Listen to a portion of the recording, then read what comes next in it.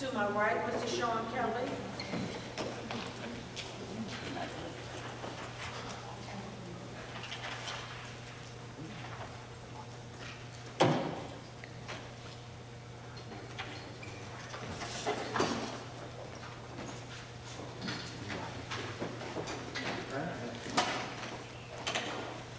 We'll do some better planning. To my right, Mr. Sean Kelly, member of the Madison I District. Mr. George Spalding, member of the Bowling Green District. Mrs. Tinker Harris, Vice Chairperson of Port Royal District. Mrs. Nancy Carson, Chairperson of Mattaponi District. Dr. George Parker, Division Superintendent. Mr. John Copeland, member of West Carolina District. Dr. Jawanda Rollins Phelps, member of the Reading Church District. And I'm Dolly Lindsay, Clerk of the Board. Thank you, Ms. Lindsay. At this time, Mr. Spalding, would you do the invocation, please? Sure. Let us pray. Heavenly Father, Lord, as we come here tonight doing the business of the county and our students and their parents, Lord, give us wisdom to make the right decisions that affect so many people, Lord. And Lord, we just want to thank you for your many, many blessings. We ask these things in Jesus' name. Amen. Amen. At this time, we will have the Pledge of Allegiance. If everyone would rise, please. I pledge allegiance to the flag of the United States of America and to the republic for which it stands, one nation, under God, indivisible, with liberty and justice for all. At this time, we have no awards, recognitions, or commendations. Ms. Lindsay, has anyone signed up for citizens' comments? Yes.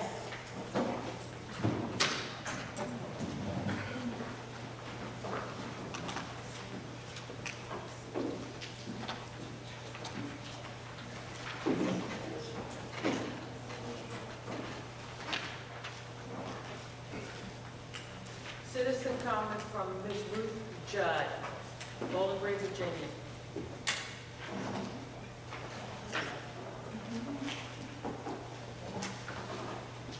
Ms. Judd, you have exactly 3 minutes, and the light signal is there for you to give you a warning in 2 minutes.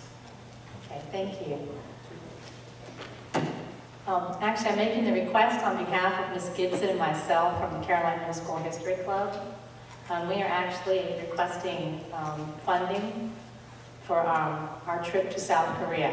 We have been granted a trip to South Korea by the Korean War Digital History Project and the Ministry of Veteran Affairs by the government of South Korea. And they're paying for everything except for half of the airfare, which will come out to $800 to $1,000. And we were wondering if the school board could help us with that. Was that $800 to $800 to $1,000 a piece, yes. Okay. 'Cause I think somebody could probably write you a check for that. $800 for a bunch of people to go. $800 per person. Per person, for each of us to go, 32? for the 2 of us. So it'd be $800 each, $800 to $1,000. They're not sure of the exact amount. I did ask them the other week, and they're not sure yet because they haven't quite booked the flight. But we're hoping to be able to take this experience back to our classrooms. One of the things that we had to do was match our research papers, which is why we're going. We're doing research. It's a research trip to our curriculum. Mine matches the US 1 curriculum with the Civil War, and Sarah's matches the Korean War. What we have previously done, and normally we do not speak to the people who are speaking, so just wanted to tell you that. No, but I just wanted to let you know what we have done in the past is when someone is asking for funding, we try to get them to come up with half of it, and we try to meet them halfway. We can do this. So if you would, I cannot speak for the board, we'll have to discuss that, but we will take that in consideration. When is your trip that you are going to be leaving? July 23rd to the 29th. Okay. All right, thank you so much, and we will chat about this. Thank you. Thank you so much, and thank you for all you do. At this time, are there any more citizens' comments? Ms. Lindsay? No. Okay. Then we will move ahead with a consent agenda, approval of minutes. school board workshops, regular meeting, approval of monthly bills and financial reports, vendor payments, and budget status report. Madam Chair, I move for approval of the consent agenda. Second. Are there any questions or discussions about this? Yes, ma'am.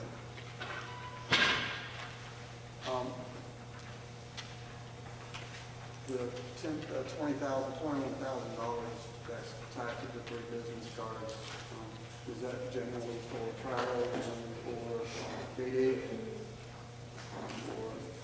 Mostly it's travel, Okay, and then occasional Walmart thing, but mostly it's travel. okay, And there was some schoology training too. Okay. That's one to go. so, okay, training. About Great. $7,000,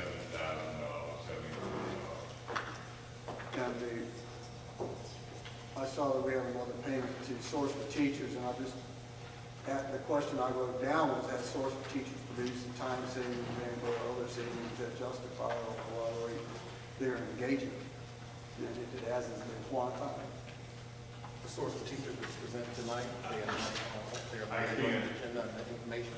So they'll give you some updated information on their progress this year with filling vacancies and fill rate and so forth. Yeah, but have they given us the savings that we thought we were going to get in all the areas we thought we were going to save in for having engagement? I think so. I've got a line up what we actually spent when all the substitutes were employees Yeah. versus what we ended up spending with Source for Teachers. That does include all the payroll taxes, workers' comp. Sure, and I And know. there are some intangible benefits. And that's what I was kind of getting at, have we had any savings from anecdotal savings? And I find I have more free time now that I don't have to get up and call for substitute teachers or something. APs don't have to do that, or somebody doesn't, that there's some intrinsic saving that you can't, it's hard to quantify because it's just anecdotal. But it's still a savings nonetheless if they feel better, they're not nearly as troubled about getting that particular job done, they can do something else. The ease of scheduling, flexibility, and personally, when it comes to complying with the Affordable Care Act, the intensity of my routine nightmares is certainly current. Okay, That's just a big pool of people that Right. would be really difficult to track and comply. absolutely, and that's what I was hoping I was hoping we were going to be able to see that, and that's that's good, thank you.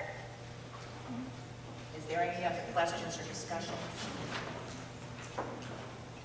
Call for the vote, please. Dr. Rollins Fells? Aye. Mrs. Harris? Aye. Mr. Kelly? Aye. Mrs. Spalding? Aye. Mr. Copeland? Mrs. Carson? Aye. Motion carried. Thank you. At this time, we're going to move along to action item 7A, approval of policy JEB, entrance age, admission of persons not of school age. Ms. Lindsay? Madam Chairman, members of the board, this is an approval of policy JEB, entrance age, admission of persons not of school age. The revision of policy JEB, entrance age, admission of persons not of school age addressed the enrollment of children who reach their 5th birthday on or before September 30th of any school year, as specified in the compulsory attendance statute code of Virginia. It is recommended that the school board approve policy JEB, admission of persons not of school age. Madam Chair, I move for approval of policy JEB, entrance age, admission persons not of school age. Second. Is there any further discussion? Call for the vote, please, Ms. Lindsay. Dr. Rollins Fells? Aye. Mrs. Harris? Aye. Mr. Kelly? Aye. Mrs. Spalding? Aye. Mr. Copeland? Aye. Ms. Carson? Aye. Motion carried. Thank you. Ms. Lindsay, you're up again with approval of the local consolidated application. Madam Chairman, members of the board, Dr. Parker, this is the local consolidated application for 2017-2018, which is an entitlement grant with Title I, Part A, improving basic programs, and Title II, Part A, supporting effective instruction. These funds are available for the provision of instruction activities and services to meet the special educational needs of disadvantaged children. The application funding amounts are based on our 2016-17 allocations and may decrease or increase by the Virginia Department of Education. It is recommended that school would approve the 2017-2018 local consolidated application in the amount of $1,078,445.70. Madam Chair, I move we approve policy of the Title III statewide, approval of local consolidated application. Second. Any discussion? I have a quick question. Ms. Lindsay, I know that this accommodates migratory families, foster care, ESL, and the delinquent population. The application, we do not qualify for the delinquent. Our numbers don't, and we're glad that we don't have a lot of delinquent children. But it will, with the new ESSA laws or regulations, it will cover Title I for homeless, students experiencing homelessness, and foster care. So it will fall under Title I, Part A. Okay, thank you. Is there any further discussion or questions? Call for the vote, please. Dr. Rollins-Fells, Aye. Ms. Harris, Aye. Mr. Kelly, Aye. Mrs. Spalding, Aye. Mr. Copeland, Aye. Ms. Carson. Aye. Motion carried. Thank you. At this time, we will have approval of policy JED-R, attendance policy. Dr. Monroe, please. Madam Chair, could you go back to the Title III statewide consortium, please? Sorry, jumped the gun. If we could have you talk about the approval of the Title III statewide consortium. Sorry.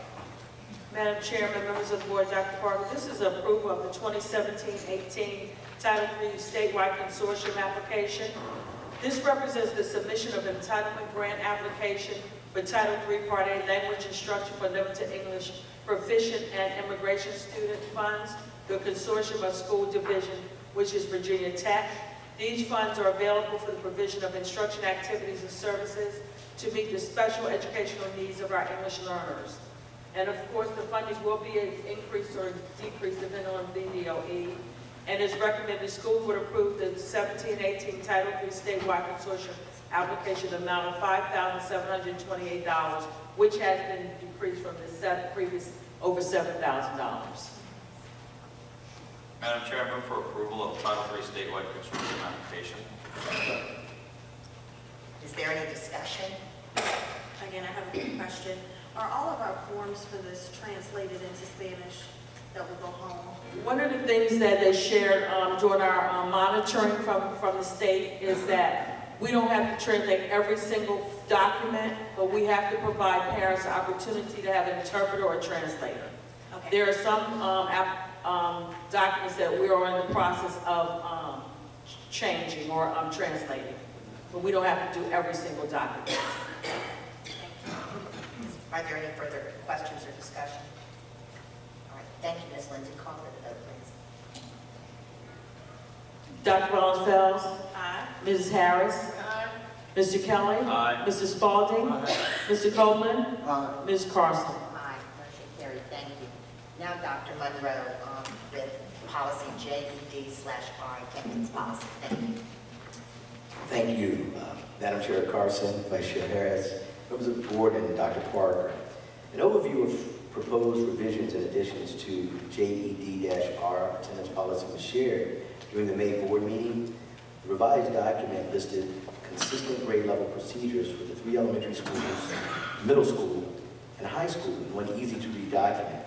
Revised policy also included templates that will document the chronology of the actions taken for each student. Participation in attendance meetings for students in grades K through 3 is optional based on the recommendation from Vice Chair Harris. If all revisions and additions have been reviewed and meet the expectations of the board, if there are no further questions, I would like to ask the board for approval of all revisions and additions to JED-R attendance policy. Madam Chair, I move for approval of a policy JED-R attendance policy. Second. Call for the questions. Are there any questions, discussion? On the family travel, school division recognizes a highly occasional blah, blah, blah, so forth, family emergency and family vacation. Now, I thought last year, when we went on to the semester system, was the first year and the only year that we were going to excuse family and students when they took them out of school because they weren't notified in time and they already had their vacations planned and so forth. Are we still doing that? Really, what I've asked is that principals actually have that conversation with the parents and make sure that that communication is clear when the policy is shared and when they have their opening of school meetings and publications that go out to parents.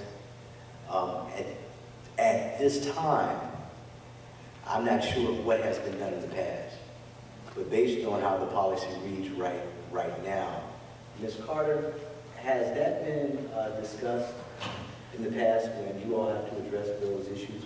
Well, Mrs. Spalding was referencing when we first went to. Come on. Sorry. Go ahead. I apologize. Referencing when we first moved to the earlier August, we had that grandfathered in. When we looked at different policies in different counties, it still becomes an issue, so we felt that we would address it in the policy, but as Dr. Monroe has said, we will leave it to the principal administrator to deal with it case by case with the parent. That could get kind of hairy. We're throwing it back to the principals for them to make the decision. We're not making it, correct? Well, from my interpretation is that, Right. What we want to do is we want to do what's fair and reasonable. I think that there are certain situations where if there's communication between the family or the parent and the building principal, then I think the principal can make a decision that is reasonable in those situations.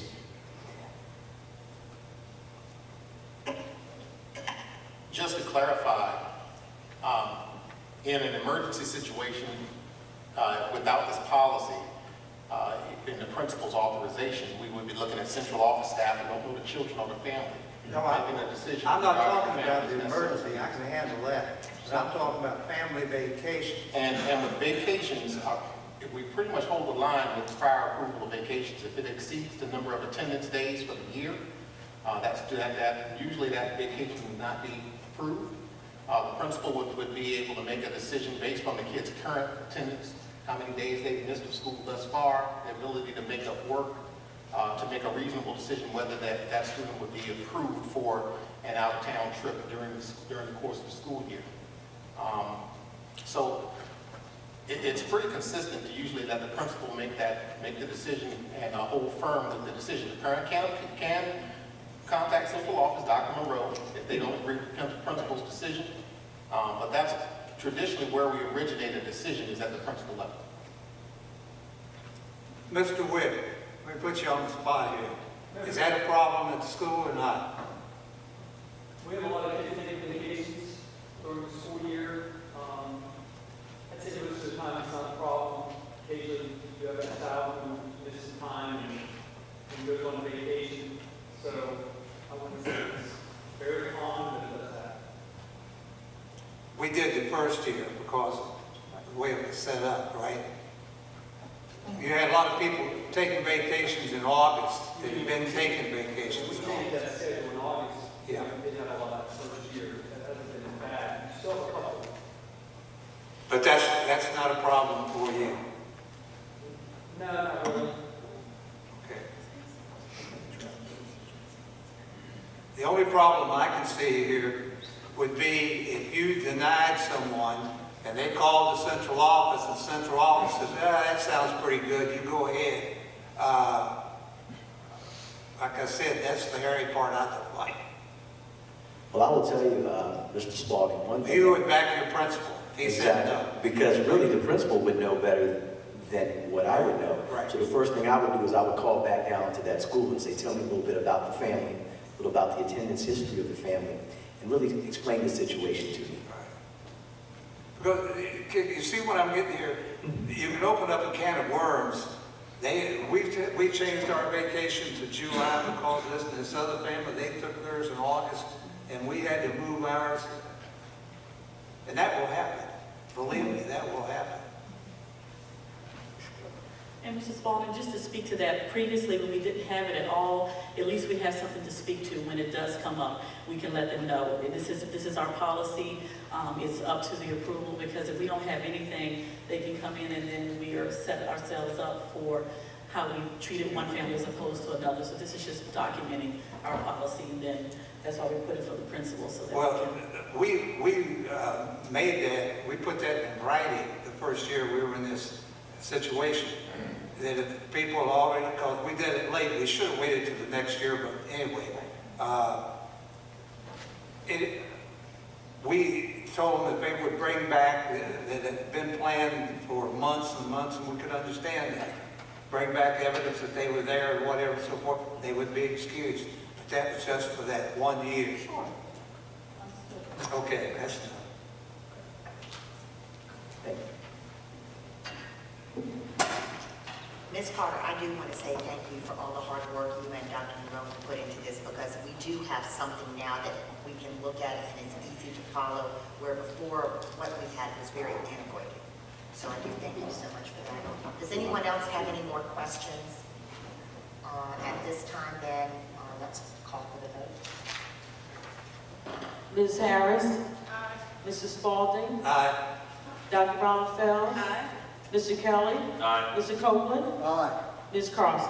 Aye, thank you very much. Thank you.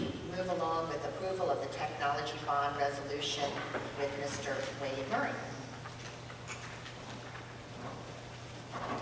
Good evening, Madam Chair, Madam Vice Chair, members of the board, Dr. Parker. The Virginia Public School Authority intends to conduct a sale of equipment notes, Series 2018, to be issued in the spring of 2018 to continue funding school divisions to develop and implement their online SOL technology initiatives. Once school divisions have spent all of their spring 2017 note proceeds and have adopted this resolution for the spring 2018 note issue, purchases may be made in support of web-based SOL technology initiatives after July 1, 2017. I'm here tonight seeking approval of this technology bond resolution for SOL web-based technology. Madam Chair, I move for approval of the technology bond resolution. Second. Any discussion or questions? Call for the vote. Mr. Wade? Will there, Mr. Murray, I'm sorry, will there be, the expectation you're going to request the whole $180,000 or the $200,000? Yes, we somewhat banked them. We're spending Series 2015 right now, or we're very close to finishing spending 2015. So we have all of 2016, 2017, and soon, hopefully 2018 to spend. We kind of banked them. Okay. But for The the last, expectation is, though, that you're going to be need to spend nearly $200,000 instead of over $200,000. oh, this is how we afford all of our network equipment that allows computers to do SOL testing, laptops, desktops, every little wire, anything that directly impacts SOL testing is where this comes from. Thank you. Any further questions? Call for the vote, please. Mr. Copeland? Aye. Mr. Kelly? Aye. Dr. Ronfeld? Mrs. Harris? Mrs. Spalding? Aye. Ms. Carson? Aye. Thank you very much. At this time, we'll move ahead with approval of payments related to the CHS renovations.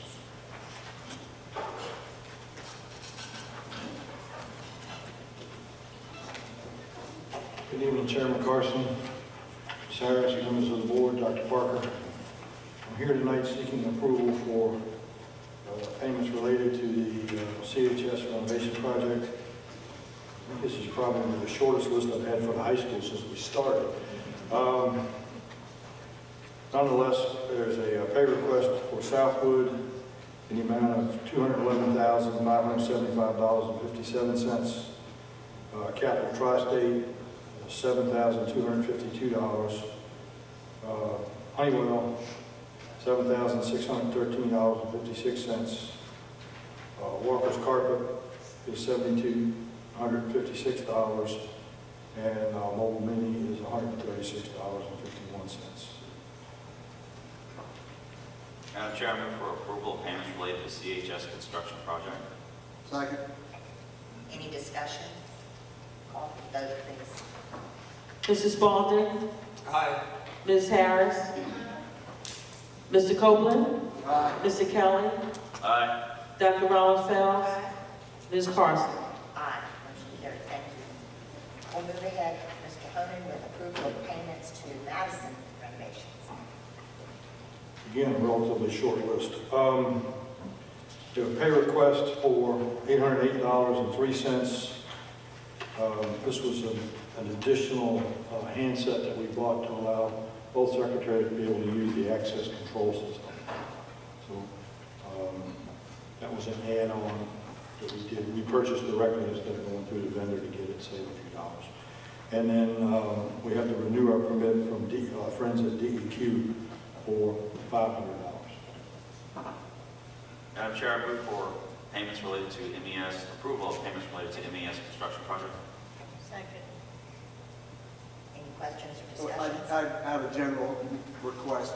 Would you please grace us members with a cost-to-date report like we were doing earlier in the year for both of I will get that to you, sir. Thank you so much. Mr. Holden, how about the work over there? They completed everything and just about completed everything, or what's the status? No, sir, we'll get into that a little more when Later, okay. we do our recap later in the meeting. All right. Ms. Lindsay, call for the vote, please. Dr. Rollins Fells? Aye. Mr. Kelly? Aye. Mr. Copeland? Aye. Mrs. Harris? Aye. Mrs. Spalding? Aye. Ms. Carson? Aye, motion carried, thank you. At this time, Mr. Connor will be with us with approval of price adjustments for school lunch 2017-18.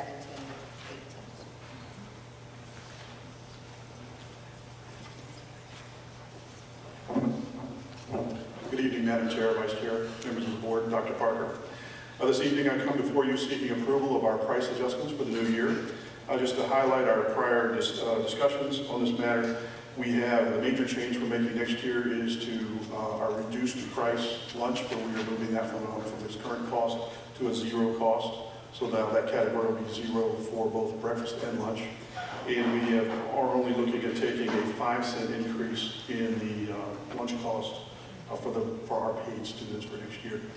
This was a waiver, a minimum waiver we were given by the DOE based on our prior history.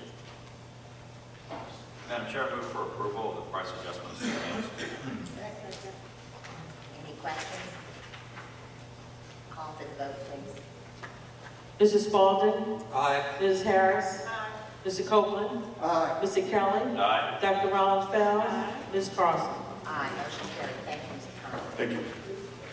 This time, Dr. Parker, with approval of a memorandum of understanding between CCPS and the Carolina Sheriff's Office. Thank you, Chairman Carson, Vice Chair Harris, members of the board. As you recall, last year we developed, in collaboration with the Carolina County Sheriff's Office, a memorandum of understanding for our school resource officers. This memorandum was in line with the recent advice we received from the state at the state level regarding an acceptable MOU for collaborating with the armed officer in our schools. And we are at the annual process where we need to renew this memorandum of understanding. There is only one area that is new in this agreement, which is noted in red in the document. And that item, after discussing with the county sheriff, was to provide an opportunity for a school resource officer who works in our schools the same benefit of having their child attend Caroline County Public Schools if they live outside the county under the same circumstances or as a current Caroline County employee. There is the option of, if that sheriff lives within the county, to have a process in place where that billet could still be used by a Caroline County sheriff. So that really is the only change in the MOU, which with the board's approval will go into effect this year. Madam Chair, I move for approval of the School Resource Officer Program 2017-18. Second. Any questions? Just one, Madam Chair, for me. Transportation, how is that being addressed for these particular individuals?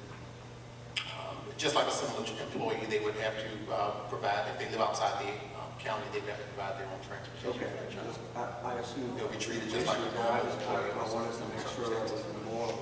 Yes, sir. Any further discussion? Call for the vote, please.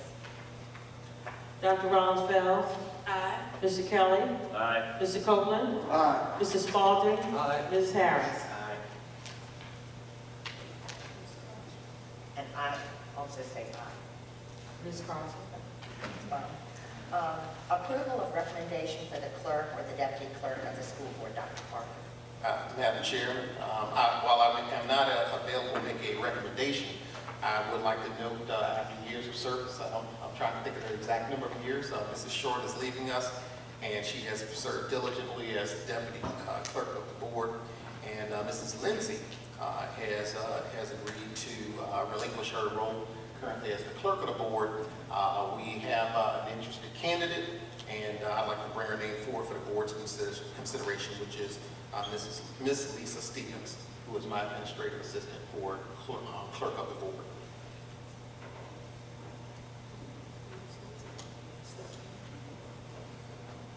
Do you need a motion on that, Madam Chair? Madam Chair, I move for approval of the recommendation for clerk and deputy clerk of the school board. Second. Is there any discussion? Now, we hate to see you get demoted and go.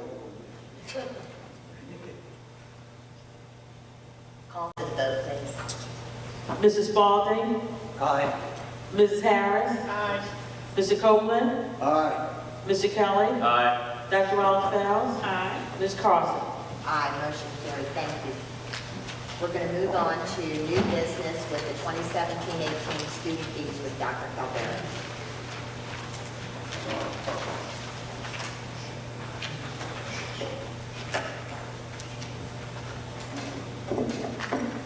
Good evening, Chair Carson, Vice Chair Harris, members of the board, and Dr. Parker. Annually, Caroline County Public Schools charges student fees, fines, and charges in accordance with state and federal laws. The attached list, which is included in your documents this evening, outlines current fees charged with any changes noted in red font. Specifically, you will find 3 additions or modifications, which I will highlight for you. The first modification or amendment is in relation to elementary school music recorders. Previously, the cost was $5. However, with new vendors that are being utilized, the price varies between $6 and $7. The second item is an addition to physical education uniforms. The middle school has requested that the lock that accompanies the middle school PE experience is also included in the fee process. So each child is equipped not only with a uniform, but a lock. This in turn increases that fee from $20 to $25. Thirdly is a new addition. It is a lab fee associated with the program botany. Those are the 3 identified changes to the Caroline County fee for the 17-18 school year. Are there any questions associated with the first reading? I have a question. Yes, ma'am.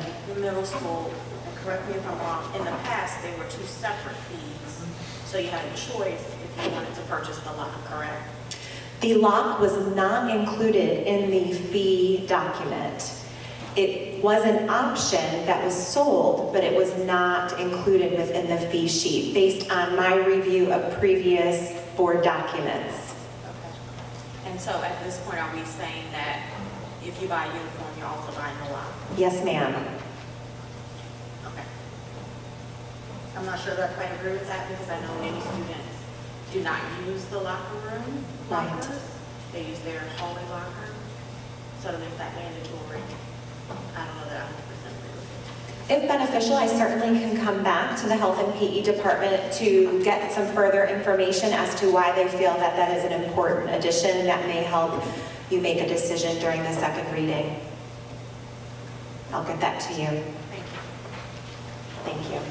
Any other questions? Dr. Kilgaringer, are still up for the Strategic Planning Pathways 2022. Yes, ma'am. Thank you so much. And at this time, I would like to invite a few of our guests to move towards the front row so that you are readily accessible. And I will take a moment to introduce my partners in crime this evening.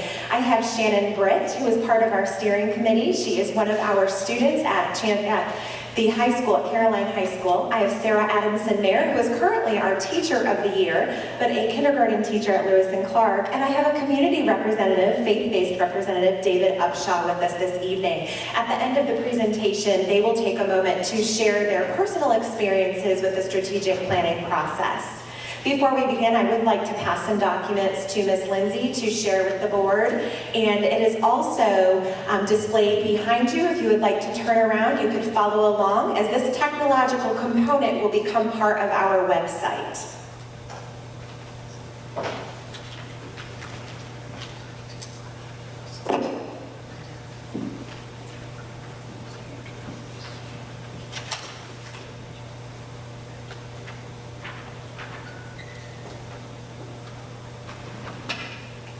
The strategic planning process is used to set priorities, focus energy and resources, strengthen operations, ensure that employees and other stakeholders are working toward common goals, establish agreement around intended outcomes and results, and assess and adjust the organization's direction in response to an ever-evolving environment. Highlights of Pathways 2022, vision, mission, core values, beliefs, goals, and objectives will be shared this evening. During the second reading, we will highlight action steps as well as key measures. So we are indeed chunking the information for you, as it is a large amount of information to digest. If you look behind you, you will see that we have ultimately taken the collection of our work and placed it within a flip book. As you watch us unfold each page, you will hear, and I don't know if the volume is loud enough, but you will actually hear the pages turning. So as someone goes onto our website when this goes live, they will be able to have an interactive experience with our document, which is very exciting. Our first page within this showed our logo. We had a collective body of employees and community members who took a moment to reflect on various logos, as well as the tagline, Explore Today, Impact Tomorrow. And that is what you see on the front cover. Turning inside, we have a message from our superintendent explaining the process and how we intend to use this document over the next 5 school years. To the right-hand side, you will see that we had a variety of stakeholders that created our steering committee. Not only did we have teaching staff, paraeducators, parents, community members, but we also had administrators as well as central office staff come together to help create this Pathways 2022 product. Moving into the meat and potatoes of the plan, you will find our new vision, empowering the next generation of learners, thinkers, and leaders. And just this very week, we will hold our leadership retreat, where each of our leaders and the instructional leaders they are bringing with them will determine what exactly does that mean for us. What does being a high-quality learner, thinker, and leader look like? And then in our daily work, the mission, how do we provide an innovative and collaborative, engaging learning environment that promotes a community of lifelong learners? So we will pause on Thursday, and we will actually begin to define what that work will look like for each of our buildings over the next 5 years.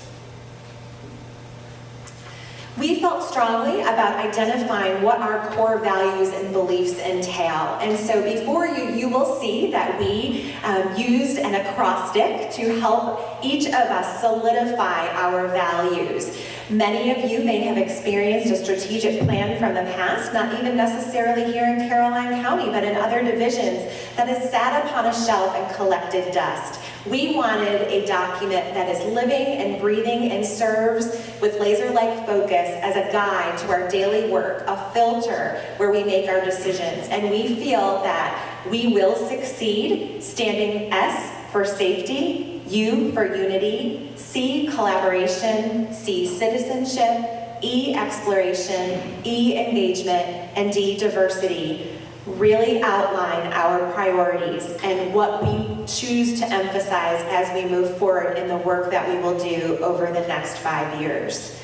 To the right-hand side, you will see the labor and love that was put into developing the beliefs that support our values. And then we move into 4 distinct key priorities, which we have termed goals. Our first goal, rightfully so, is teaching and learning. To define teaching and learning, we state that it is to provide high-quality, rigorous learning opportunities that promote innovative and personalized pathways for college and career readiness. Within Goal 1, you will see that there are strategic objectives, and we will be focusing on a variety of action steps and key strategies to help us accomplish and achieve each of these 4 objectives. Under teaching and learning, we will focus on profile of a graduate. We will focus on digital conversion. We will focus on professional development, and we will focus on student achievement. And if you take a moment to pause and read underneath each of those headers the definition, that will translate into actionable tasks. And that will be what is shared with you and highlighted in Phase 2 in July when we come forward for second reading. We will outline what the trench work looks like and how we will have measurable objectives to ensure that the work is accomplished and achieved. Goal 2 relates to school and community relationships, which means nurture school-community partnerships that enhance teaching and learning, provide support for youth and families, and promote shared resources and services. And this evening during the board workshop, I encourage you to put those listening ears on and find that overlap between our 2017 climate survey results and the strategic plan, Pathways 2022. And herein lies the first piece of evidence. We are working to build business partnerships and to strengthen those community relationships. And it is evidenced by the objectives that we have created for Goal 2. Family and community engagement, staff and student relationships, and community and business partnerships. Goal 3 relates to health and safety, which also is a nice piece of alignment with our earlier discussion this evening. Promote safe and respectful teaching, learning, and working environments supportive of physical and social emotional well-being. We are looking at the whole child, at the whole employee, and want to be certain that we have the correct supports and resources in place so that they are able to shine either in the classroom as a student or in the classroom as an employee. To do this, we will focus on crisis prevention and preparedness, facility maintenance with ongoing focus on the capital improvement plan and technology infrastructures and continued modernization of our facilities, and mental health and wellness. And that also ties into continuing to bridge into other organizations and create those partnerships to accomplish that. And the final goal, Goal 4, is organizational effectiveness. Maximize organizational efficiency and effectiveness by implementing strategic efforts that enhance organizational performance. There are 3 key objectives that fall under organizational effectiveness. The first is fiscal accountability, talent management, and strategic planning. Each of these will help us be the best Caroline County Public Schools that we can be in conjunction with the first 3 goals. And the final slide that you will see in the flip book is the closing page where we've highlighted some of our key instructional leaders. Mr. Wick, you'll see yourself up there in that photo. And you will find that when we come back in July, you will have additional pages which highlight the key strategies and actions as well as the key measures. And our complete book will then become available upon your review and approval for the community kickoff, which will occur in August with our school employees and our parents. At this time, I would like to welcome our three speakers to the podium for a brief statement about 3 questions. They were asked to share your collective experience as a steering team member from your unique perspective, your greatest learning moment during strategic planning, and what you are most enthused or excited about in relation to Pathways 2022. I would love to invite Shannon Britt to the podium.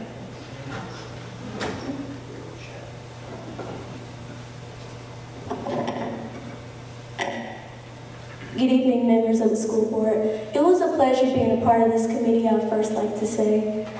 And from a student perspective, my experience was a great experience. It was nice seeing approaches made in order to ensure academic achievement, more community involvement, things of that nature.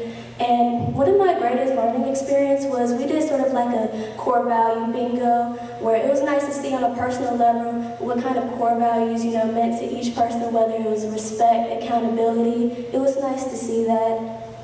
It was also nice to work with my team members. I'd also like to mention Dr. Monroe, Mr. Hancock, and Ms. Carson. We worked well together. And what I look forward as in relation to Pathways 2022 is the steps to ensure college and career readiness, academic achievement, and more community and student engagement, so we can all not only have an educational experience but also a social experience to ensure a more successful future. Thank you.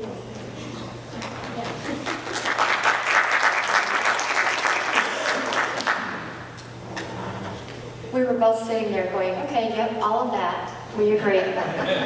When I first was invited to be part of strategic planning, quite honestly, I was like another meeting, okay? And that's kind of how I initially looked at it. And then I got the invite. And I'm going to read this to you. It says, Caroline County Public Schools will embark on a visionary strategic planning process which will promote future-ready students and citizens. When you get an email like that, it's kind of hard to think, oh, another meeting. So for me, I came into it really interested to see what this was going to be. I had never taken a part in a strategic planning, and I was kind of very excited to see how this was going to work. It was amazing. I have never seen so many people from such diverse backgrounds, as she noted when she was talking about our bingo thing, where we all had different backgrounds, different interests. I'm a teacher, she's a student, he's a community member. All of us have different stakes in it, but the outline or the main thing that we're all focused on are students. And that was the thing that came out, and that was the thing that was so amazing to be part of this process, is that we're all focused on students. Not just student achievement, but students individually, and how we can get them from point A to point B to make a successful future for our kids. We have said, the thing I get excited about, I love technology, so yes, I'm excited to be part of the technology changes that are coming up. But we have set so many amazing goals, and I was part of that. So I'm kind of really excited to see where Caroline County is going. 5 years from now, it will be so exciting to have been part of this process and see what we have created here in Caroline County. This is a great opportunity for us, and we have a great vision and goal, and we have goals, and now we're planning on how to accomplish those. It's pretty exciting.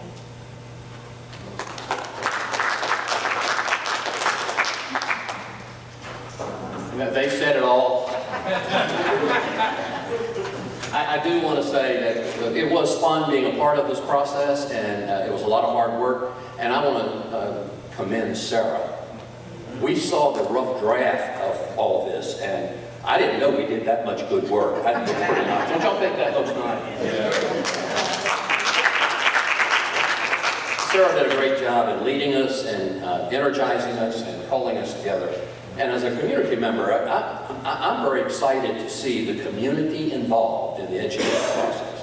We need more cross-cultural experiences like that, where the school members and students and community members came together and we worked on something that was important to all of us.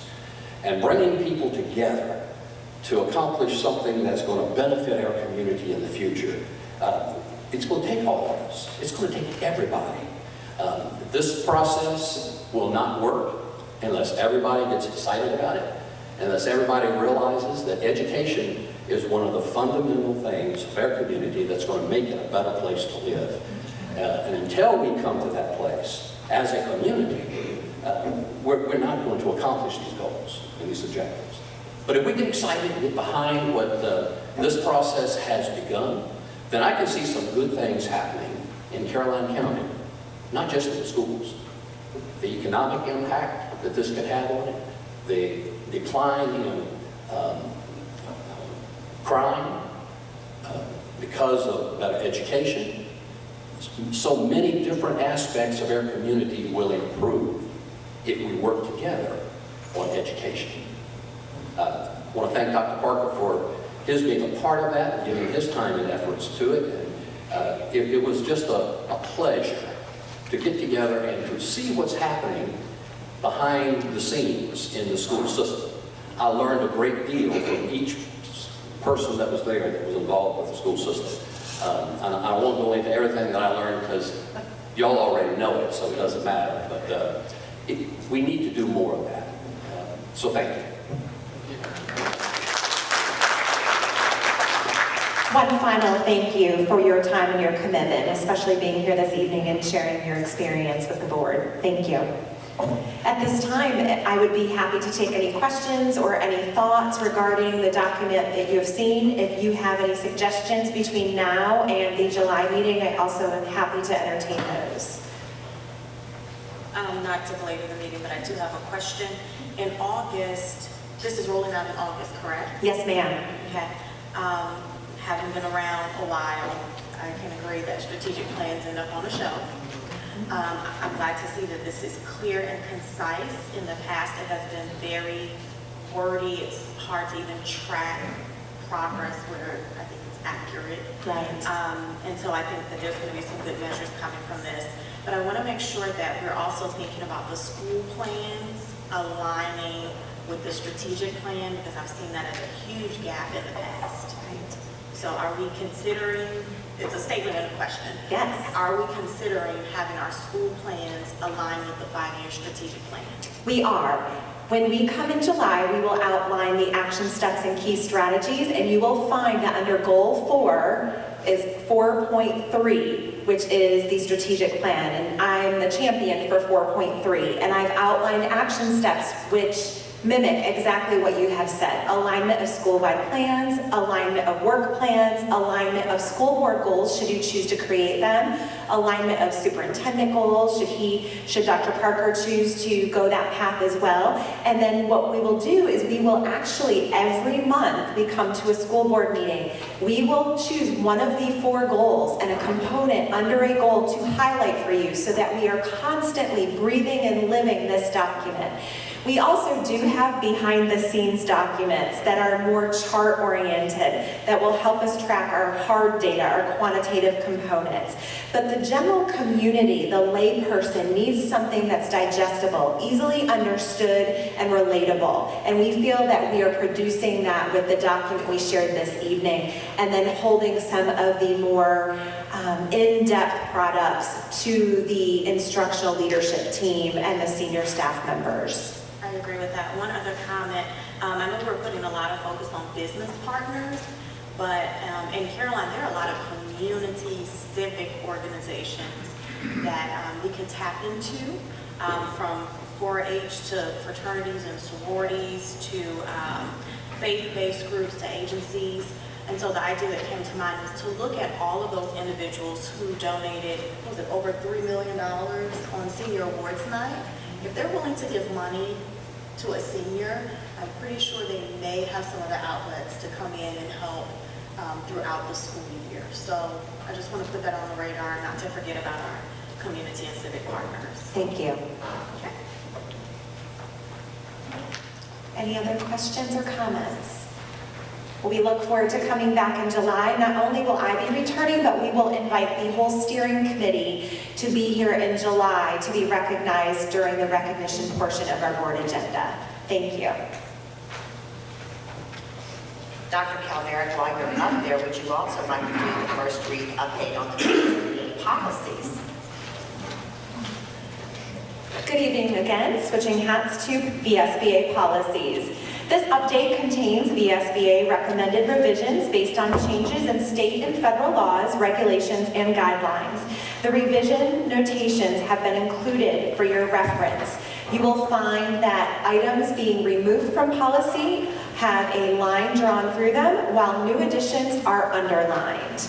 This is a first reading. However, if there are any comments or specific questions, I will be happy to answer those. Additionally, I may call upon some of my colleagues who may have expertise in specific areas should the policy fall under their department. Does anyone have any questions at this particular time? Thank you so much. There probably will be some at the next meeting, because everybody's had a chance to thoroughly go over it. Well, I think this is probably the time you were expecting me to comment. Yes, sir. If you have some comments, I'd be happy to record them. On the school meals and snacks, it's sort of embarrassing that we need to memorialize that we have to have potable water successively. Mr. Connor, is there any information that you are available to share regarding that aspect of the policy? Strange as it sounds, that is actually a USDA policy that they dictate. I guess there has to be, must be schools that don't make it available. The assertion then is that there are schools that have non-potable water in their food service area. They have schools that do not make water available to students. So their policy requires that we make it available. Okay. And that's why it's inserted as the following guidelines. Okay. It sounds strange. Yes, sir. It's kind of, it's sort of what you expect. It's one of, not even a de minimis expectation. It's one of those expectations that goes along with existing in the world and running water and doing other things that you have. I agree.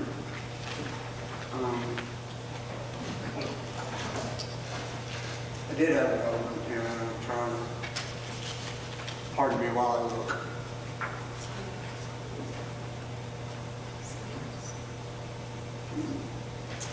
It had to do with the language of policy KGR.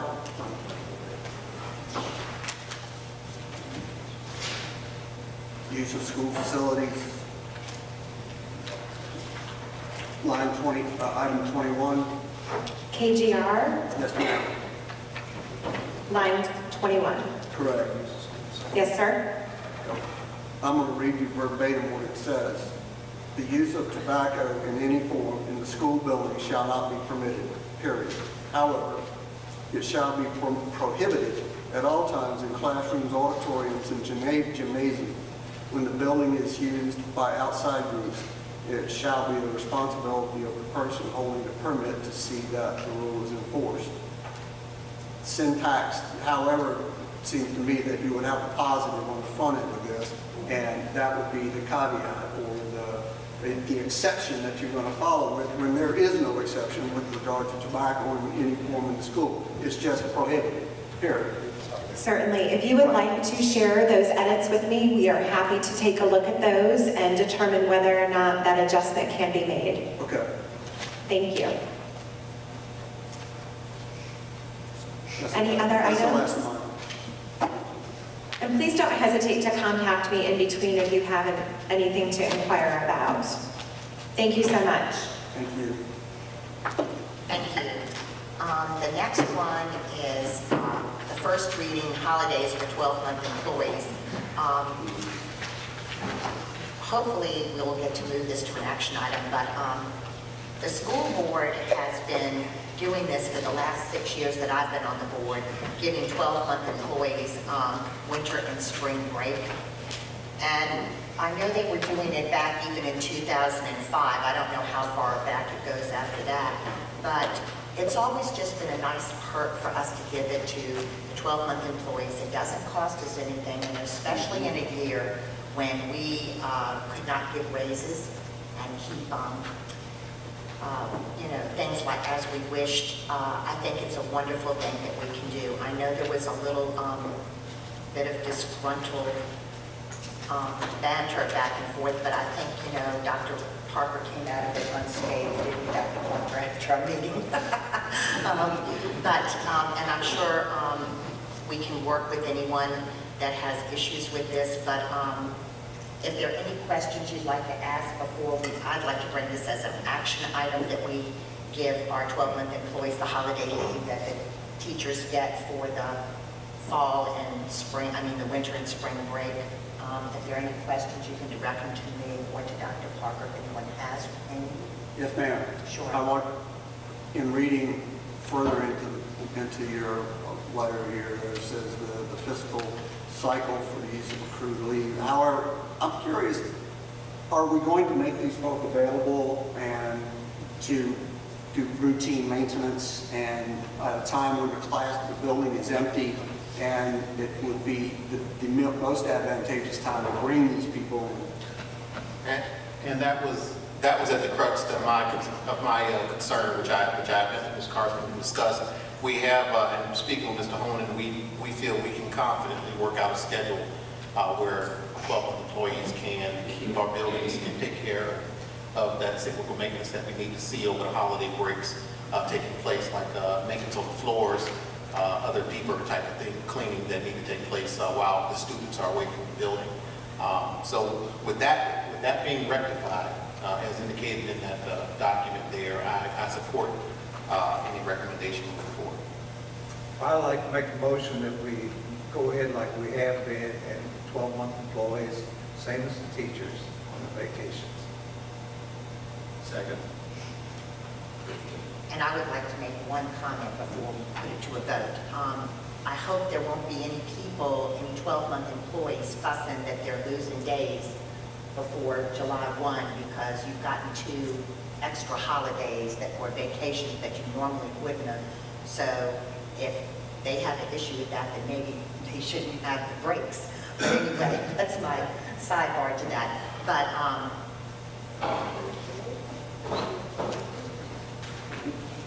Is this an automatic vacation that they're just automatically off and the staff is going to have to figure out what needs to be done, so they're going to have to preemptively decide whether or not they can go, or they're going to have to call them? no, that is not the way it works. What it is done is the principals at each school work out a plan that someone will go through the building each day over the holiday to make sure that there's no burst pipes, that the electricity didn't go out. There's always someone making sure the buildings are okay. That's the way it's always been done.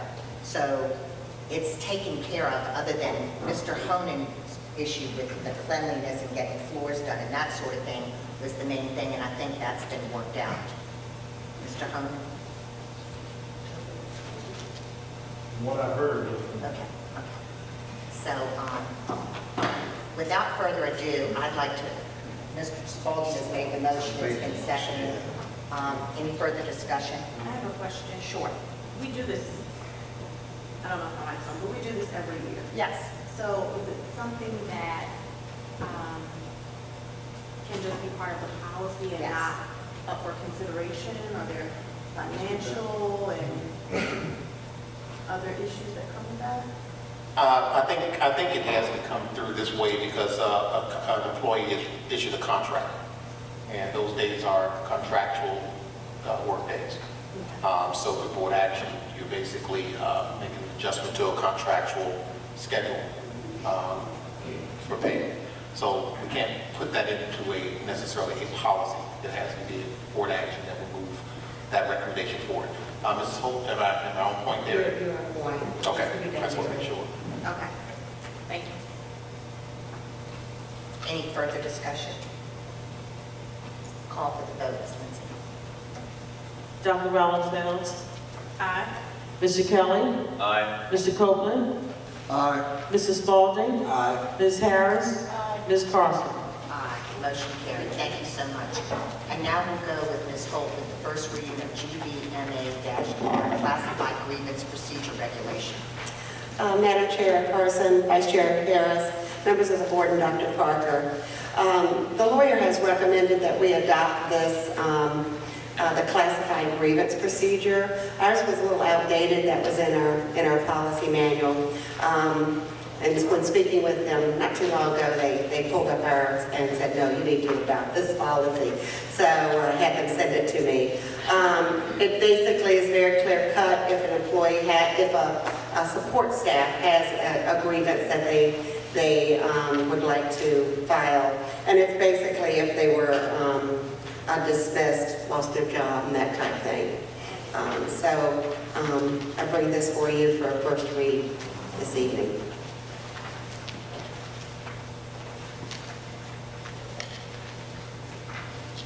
Does anyone have any questions for Ms. Holt? No, ma'am. First reading. Thank you, Ms. Holt. And I see you're up next again with the first reading of the Student Code of Conduct for 2017-18. I have. The Student Code of Conduct is a tool that we use to ensure safety for every student in Caroline County and to assist in the environment which students can learn. The Code of Conduct is reviewed annually, and the changes this year are very minimal. We've added the search and seizure, which was recommended to put in, and we've also added just where you could locate the school board policies on the website. Those are the only changes from last year, so I'd like to bring it to you for first read and approval for next month. Just a quick question for you, please. Assault and battery are both defined in the policies. Mm-hmm. Should we not include that under 13, fighting of a student who is assaulted and battered, as opposed to just plain assaulted? I think as long as it's defined in the policy itself, Assault and battery is defined two separate things. well, I'll certainly look at that. Okay. I have one question. On page 11, down at the bottom, the fighting stuff, and this is on conduct on the bus. The fighting, the scuffling, the guns, non-violence, I don't think there should be a warning. I think there should be an automatic bus suspension. And in reality, I think any infraction should be an automatic suspension so that the parents and the students know it's not going to be tolerated that you get on and have a seat and talk quietly among yourselves and get to and from school safely. So I don't think it really needs to be warnings. When the bus driver has to write that referral, I think that should be an automatic, because in-school suspension for a bus is not solving the problem, because you're having fun in school sometimes. And that's not doing anything to say I can misbehave on the bus because you're in school. You either need to be off and let your parent bring you to school. If it inconvenient the parents, that's on the parent. Tell your child the rules and they have to sit down and follow the rules like they have to do anywhere else. Because safety is number one on that bus with 65 kids behind your head. Thank you. Do you have a question?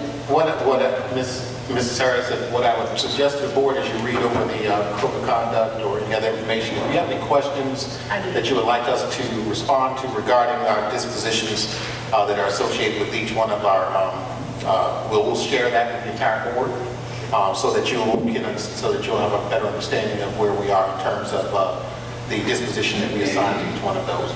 Most of these decisions have been, we meet with principals every year and we go over these dispositions. And keep in mind, kids are not learning at home, they're learning in the classroom. So we have to balance proper punishment with also learned behavior. So there is some thought that goes into some of those, but I'd be happy to have some more discussion with the board. If you have any particular items that you would like to get more information on, please send us an email. We'll be happy to go in and respond to your concerns. Well, Dr. Parker, I don't have a problem with that, but I read over the whole policy from page 1 to the last page. And by me being a former bus driver, I know the problems they go through. And you can inconvenience the parent, that's okay. Because they need to have their child disciplined. Because if that bus has an accident, the first person they're gonna blame is that driver. Why didn't you make that kid sit down? Those kids are trying to get up and run and throw things and fight and play. That driver has to concentrate on that road and what's moving to the side. And like the tractor trailer that jackknifed in front of me with my kids getting off the bus.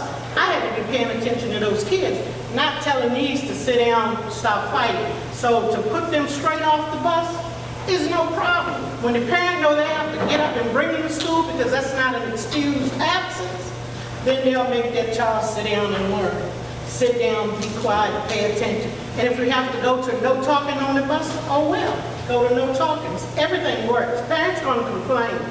I had a no talking on my bus, and it worked fine. They knew. You pay the piper if you show off, and you know, it's just. I'm not disagreeing with you. What I am saying is that we have put some processes in place that since the time that you've driven a bus, and I'd be happy to share what some of those processes are. So if you'll send us any information that you have regarding any concerns with our disciplinary practices, I'll be happy to have, we would like to respond to you before the July meeting. Thank you. I'm just going to say one more thing. I read the whole thing thoroughly and I know the procedures pretty well, but I will say a bus referral is not the same thing as what happens in the school. In-school suspension is what happens in the school. That's why they're put in it, not a bus referral. So to me, that is cut and dry.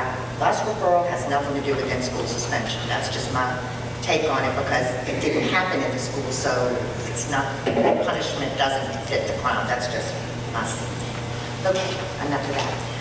Now we'll move forward with informational items with Ms. Holt. Again, source for teachers update.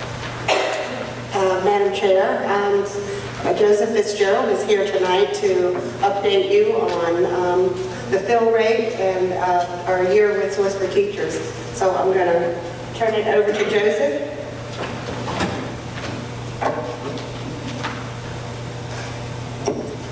Thank you. Chair Carson, Vice Chair Harris, and Dr. Parker, members of the board. Pleasure to be here. I was here in November and gave a brief update. Lots happened since November, and I am able to report that we've had some improvement in fill rates, which needed to happen since November. To introduce my team, I'm the area manager here for Virginia. Many of your campus users, and yeah, I have a presentation in the back. You can turn. Monica Rouse works with your principals and what we call campus users. And then Janie Cooper is our applicant manager. She works heavily with placing of long-term substitutes with the credentialing, make sure we get the proper person when they're that teacher of record for that long-term situations. Here's what I presented this through November, and as you can see, overall, our fill rates were below 80%. Our support services, which is clerical and paraprofessional positions, were below 50%, and we're starting to trend up. You'll see it in December, January. Let's go to the next slide, and you'll see even more trends as we were able to get our teacher fill rate. It was close to 90, and then finally in May, we crossed over 90%. And our overall fill rate got up to 90% in May. Let's go to the next slide. This is what I shared with you in the November board meeting, where we had a total fill rate of 78%. Fridays were really bad at 73%. Teacher fill rates we did a little better. And now next slide, this is what we've done since, this is cumulative for the entire school year. So we were 78%, we were able to do better than that to be able to bring all of that data up to 82% on the year. And we had a great improvement when we had 44% overall. We brought up for the entire school year to 57% for the support services. This is the teacher fill rate. When I came here, we had a lot of, I think, if I remember correctly, we only had one school over 90% with teacher fill rate. Since that meeting from December through June, we now have 4 locations or 3 schools that are over 90% with middle school, Bowling Green and Lewis and Clark, all over 90%. When I was here, Madison was at 62%, which was a real concern. I met with the principal of Madison, and we did some site-based recruiting with lawn signs, backpack flyers, actually backpack flyers at all of schools. Maybe, hopefully you saw our flyer, some of you. And Madison's fill rate, teacher fill rate, moved from 62% to 86%. And so that was a huge improvement. And Bowling Green was another big improvement from an 86% up to a 92% fill rate. Here's your absences. So across your school division, you had 6,398 absences. You had a lot of long-term need this year. of 1,119 extra coverage positions were for long-term substitutes, and of your leave without pay, 210 were for long-term substitutes. You're tracking just below a 12% absent rate. All absences were for professional development. A little bit about our substitute pool. We've hired 147 individuals since we started in July of last year. Right now we have 108 available. Some individuals go on to other jobs, etc. In the last 90 days, this is skewed a little bit because I pulled it in June and you ended in May. We had 73 active teacher substitutes and they worked 17.3 days. We were actually able to get that metric was up, and when I did a mid-year report with your administration, it was like 15 average days. So we were able to get the teachers to work a little bit more towards the end of the school year, which is a good thing. The more that they're working, you're getting that more consistent person in your building. And then on the active support subs, we had 41 different substitutes take one of those roles, and they worked an average of 4.3 days in those positions. Lots of times these individuals cross over if they're an aide or if they're a teacher. For our substitutes, we ran during the December time, we ran a weekly drawing to work Mondays and Fridays, because Mondays and Fridays is when your teachers take off the most. And then we also ran an incentive program for Super Bowl Monday. This year it did go into overtime, and we did we were anticipating having an issue. Actually, it was more of an issue on the Shenandoah area than it was here. I guess they either like football more or maybe they party more. And then in the spring, we ran another incentive to help through your SOL testing, et cetera, where the more the substitute work, they had to work a minimum of 9 days, and they had to work at least 2 Fridays, and then we did a $50 gift card. We're actually just trying to coordinate to get the gift card to that person right now. In your long terms, we've sourced 49 positions this school year, and the average duration of a long-term assignment was 49.3 days. Here's about our recruiting. We had 3 regional recruiting events that we held. Those are the dates that we held them. We sent backpack flyers home, I believe, through the middle school. I don't think we sent it to the high school. We don't usually have too much success, but we even sent it through your middle school and below. We had grassroots flyers. Hopefully some of you have seen our lawn signs. We've recently added an outdoor banner right near the administration building on Highway 301. We've been at several career fairs in the area. And we actually have we have to gear up now already for the next year, right? So we actually have an open house in the administration building this next Monday on the 19th. We have ads going into the Caroline Progress and the Country Courier for that. And then we have our next regional recruiting event planned here on the 8th of August to get ready for the beginning of school. So with that, I can answer any questions or that you might have. Yes, sir. Will you get in touch with me, please, so I can coordinate you to coordinate with the administration for the homeowners association I live in? I can't remember seeing any advertisement in a very large pool of individuals. And Sean, we need to coordinate with, there's 2 large pools, Caroline, Lake Caroline, Lake Landor. Okay, great. At the core of what we do is recruiting, so yes, we'll get you in contact, and I appreciate that. Thank you. At this time, we'll move on with the high school start time of feasibility study with Dr. Calvera.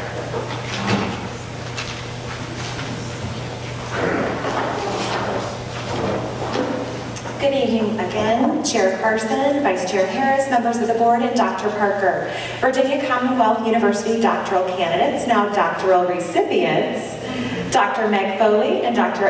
Andrea Manninen, under the guidance of the Capstone Chair, Dr. Catherine Mansfield, proposed a year-long high school start time feasibility study. The purpose of the capstone was to provide Caroline County Public Schools, school board members, and central office personnel with the knowledge and information required to make informed decisions regarding high school start times. The capstone project team members will highlight this evening the following study components: literature review, research questions, data findings and trends, and feasibility study start time outcomes. At this time, I welcome Dr. Foley and Dr. Manninen to the podium.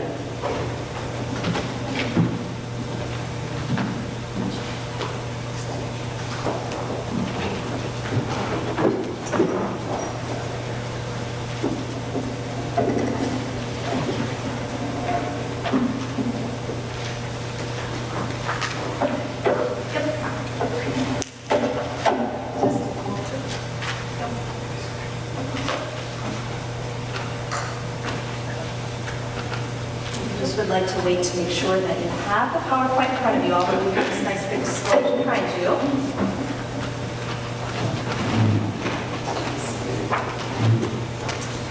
Madam Chair Carson, Vice Chair Harris, Superintendent Dr. Parker, and members of the board, good evening.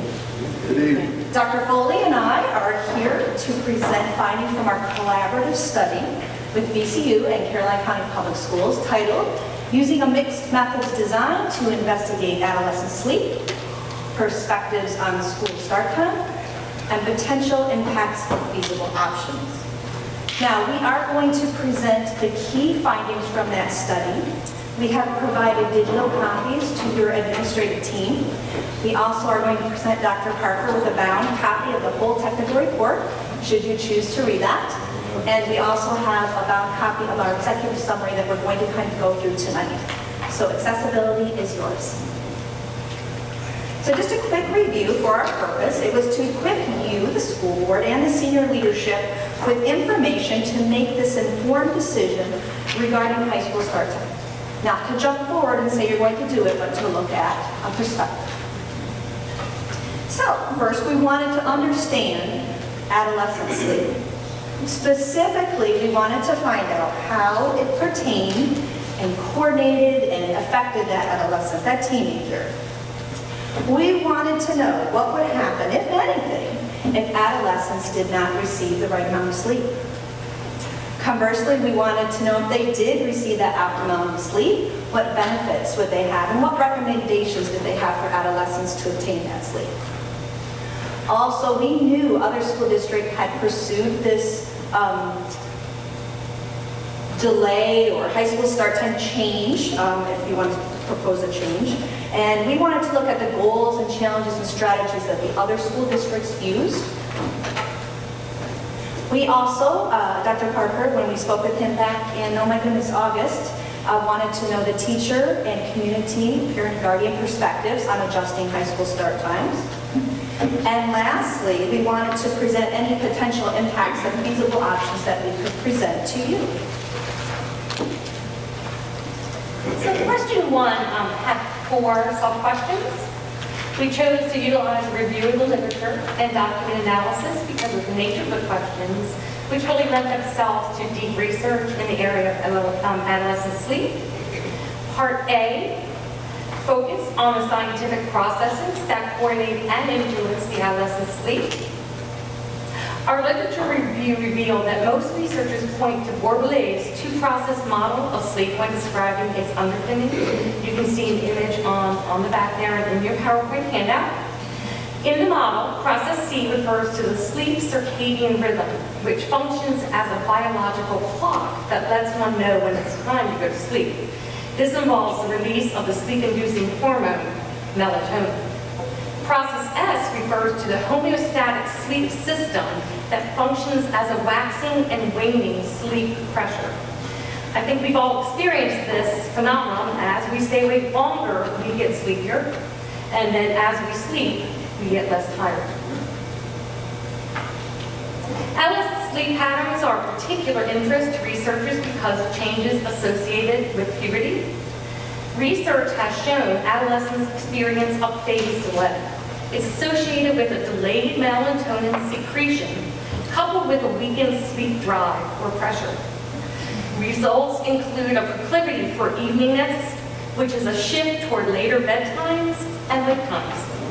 According to the research, adolescent biology makes it near impossible for them to fall asleep at an early hour, and that the phenomenon is biological and not cultural.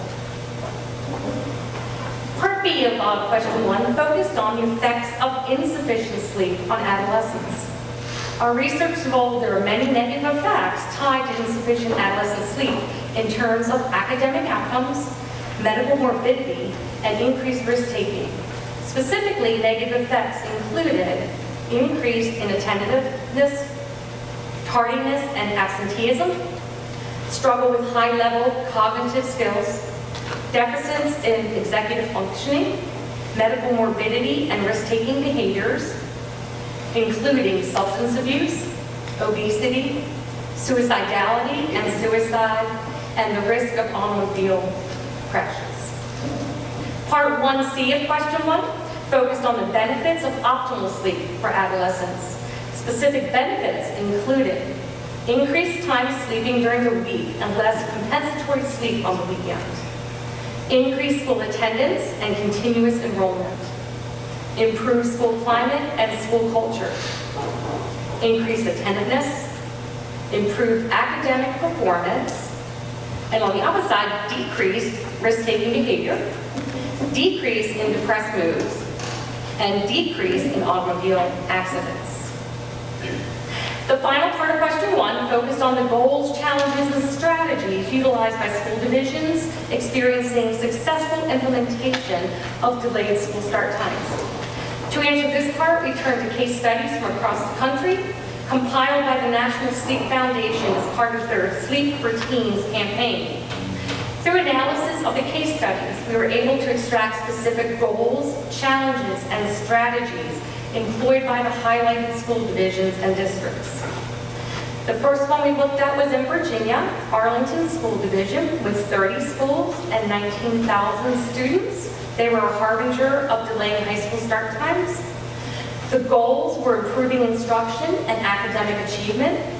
The main challenges this case study focused on were maintaining a static bus fleet, maintaining opportunities for extracurricular activities participation, and the disallowance of any change that would disadvantage a group or school level.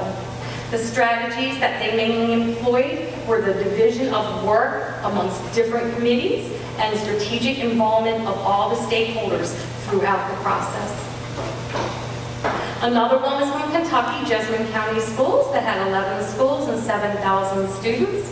The goal was to meet the needs of the students while satisfying the needs of the parents. The main challenge was a vocal group in opposition of change, and it was a stakeholder group of parents outside of, within the division. The strategies employed were formation of a 12-member committee, the review of a literature on the school start times, which is what we have done for Caroline County Schools, seeking input from stakeholders, something that's resonated through the case studies, and strong and consistent communication throughout the entire process. Another case study comes from Connecticut, Wilson School District, which was much smaller, 5 schools, 4,300 students. The goals were well-rested and mentally healthy adolescents. The main challenges were opposition from sports proponent stakeholders, concerns from parents with younger children, and a tight school budget. Strategies they employed were multiple modes of communication, seeking input, again, from stakeholder groups, and to implement a yearly review and a 3-year comprehensive study of the change. Another case study is Colorado, with Denver Public Schools, 148 schools, 72,000 students, so much larger. The goal was a start time that afforded high school students the ability to take full advantage of a start time delay. Challenges included intense opposition from parents and students, concerns over the use of public transportation, perceived interference with extracurricular activities. The strategies they employed were sharing of pertinent information regarding bus transit and its safety, and implementing a flexible school day where students could start at different times based on their schedules and desires, and parents, of course, input. And another one from Kentucky was Fayette County Public Schools, with 53 schools and 32,000 students. Goals were feasibility of shifting the start time first 15 minutes earlier, quickly followed by delaying start time to increase adolescent sleep. So they had a small group come and they wanted to see about actually shifting start time later, and then had a much larger group and vocal group come who wanted to then actually delay start time. So very different on that one. Challenges were addressing concerns related to after-school employment, childcare, and sports involvement, and conflicting desires of their different stakeholder groups.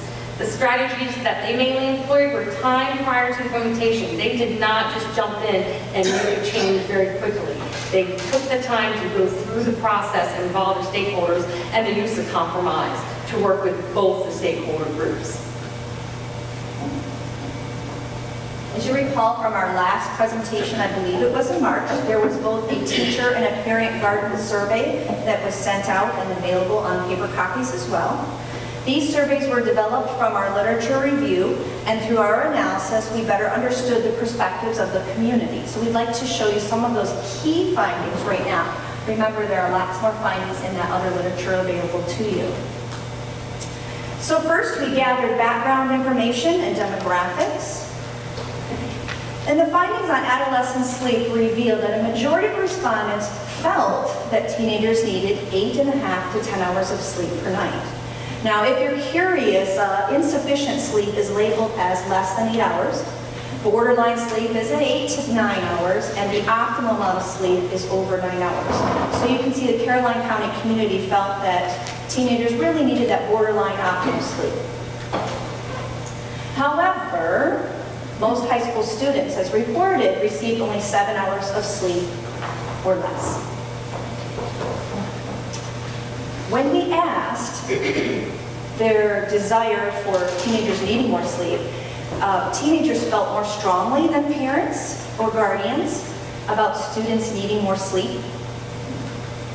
And in fact, within that survey, we found that only 10% of Caroline County adolescents really get over 8 hours of sleep on weeknights. So if you think back to what was the optimal amount of sleep, you have 10% that is almost there. The survey also contained questions centered on school routines and habits. And so when we asked about the current high school start time, both teachers, parents, and guardians felt it was too early. And here's just a quick little graph, a little table on that. High school teachers reported 62% felt that way, and you can see down to parents or guardians at 66%. Now keep in mind that this response is just reporting on the high school start time. Teachers also reported that students were sleepy during the instructional time and appeared drained by the end of the day. One thing that you will find interesting are these particular figures are coming from each teacher, and they're basing it off their experience in their classroom. So high school teachers, they're saying 56% of their students are drained at the end of the day. Middle school teachers say 40%. Elementary school teachers, 82%.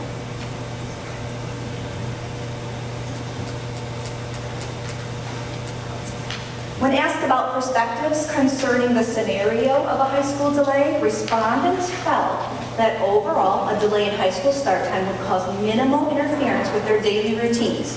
That's with teachers, parents, and guardians.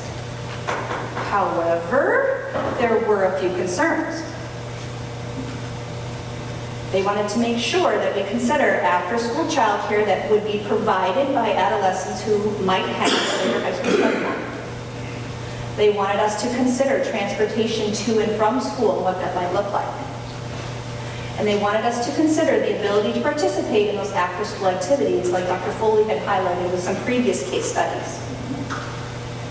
Next, the survey asked about areas of impact with regards to a potential change to the high school start time. And for reporting purposes, we grouped the questions into 4 categories. Now, the first area is division-related considerations. Responses indicate that if a change should occur, the following areas were considered important to your community. Easing the traffic patterns around the high school. Keeping Caroline County Public Schools costs as low as possible. Isn't that nice to hear as a school board, right? And maintaining instructional time. What great priorities. The second area focused on transportation-related consideration. And overwhelmingly, both teachers and parents and guardians wanted to ensure that students did not ride the bus for longer than 60 minutes. And you can see how much they wanted. That was very important and highly important to them, that students not ride the bus for more than 60 minutes.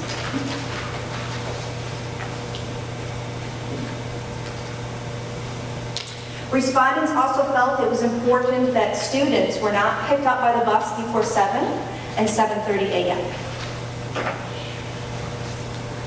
The third category of consideration involved morning-related activities, and only one area was noteworthy in our study, that ensuring students receive more sleep. As you can see, highly important and very important for both teachers and parents and guardians.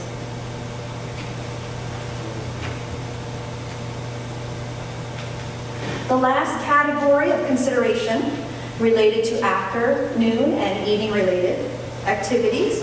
And if that change in high school start time should occur, the community found the following areas to be important. The ability to spend time with family. Sufficient time for completing schoolwork. And lastly, time for participation in school-sponsored activities.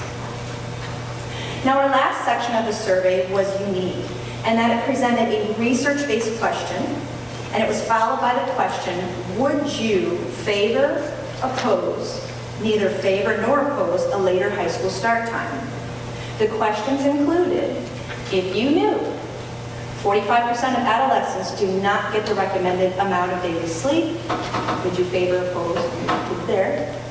If you knew medical organizations have recommended that high schools not begin prior to 8:30 a.m., if you knew later start times decrease absenteeism and improve academic success, and if you knew sufficient adolescent sleep mitigates risk-taking behavior and medical morbidity. And overall, we found that respondents favorably indicated a delay to high school start times.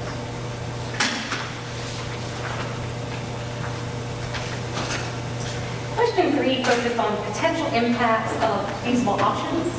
To answer this question, we did work directly with the Supervisor of Transportation, Mr. Satterwhite, as we worked to develop research-based feasible options, coupled with some potential costs and benefits for each. So option A is actually no adjustment. So the basis of this one is maintaining the status quo. That is always an option. And so you can see there are potential benefits associated with maintaining the current state of affairs.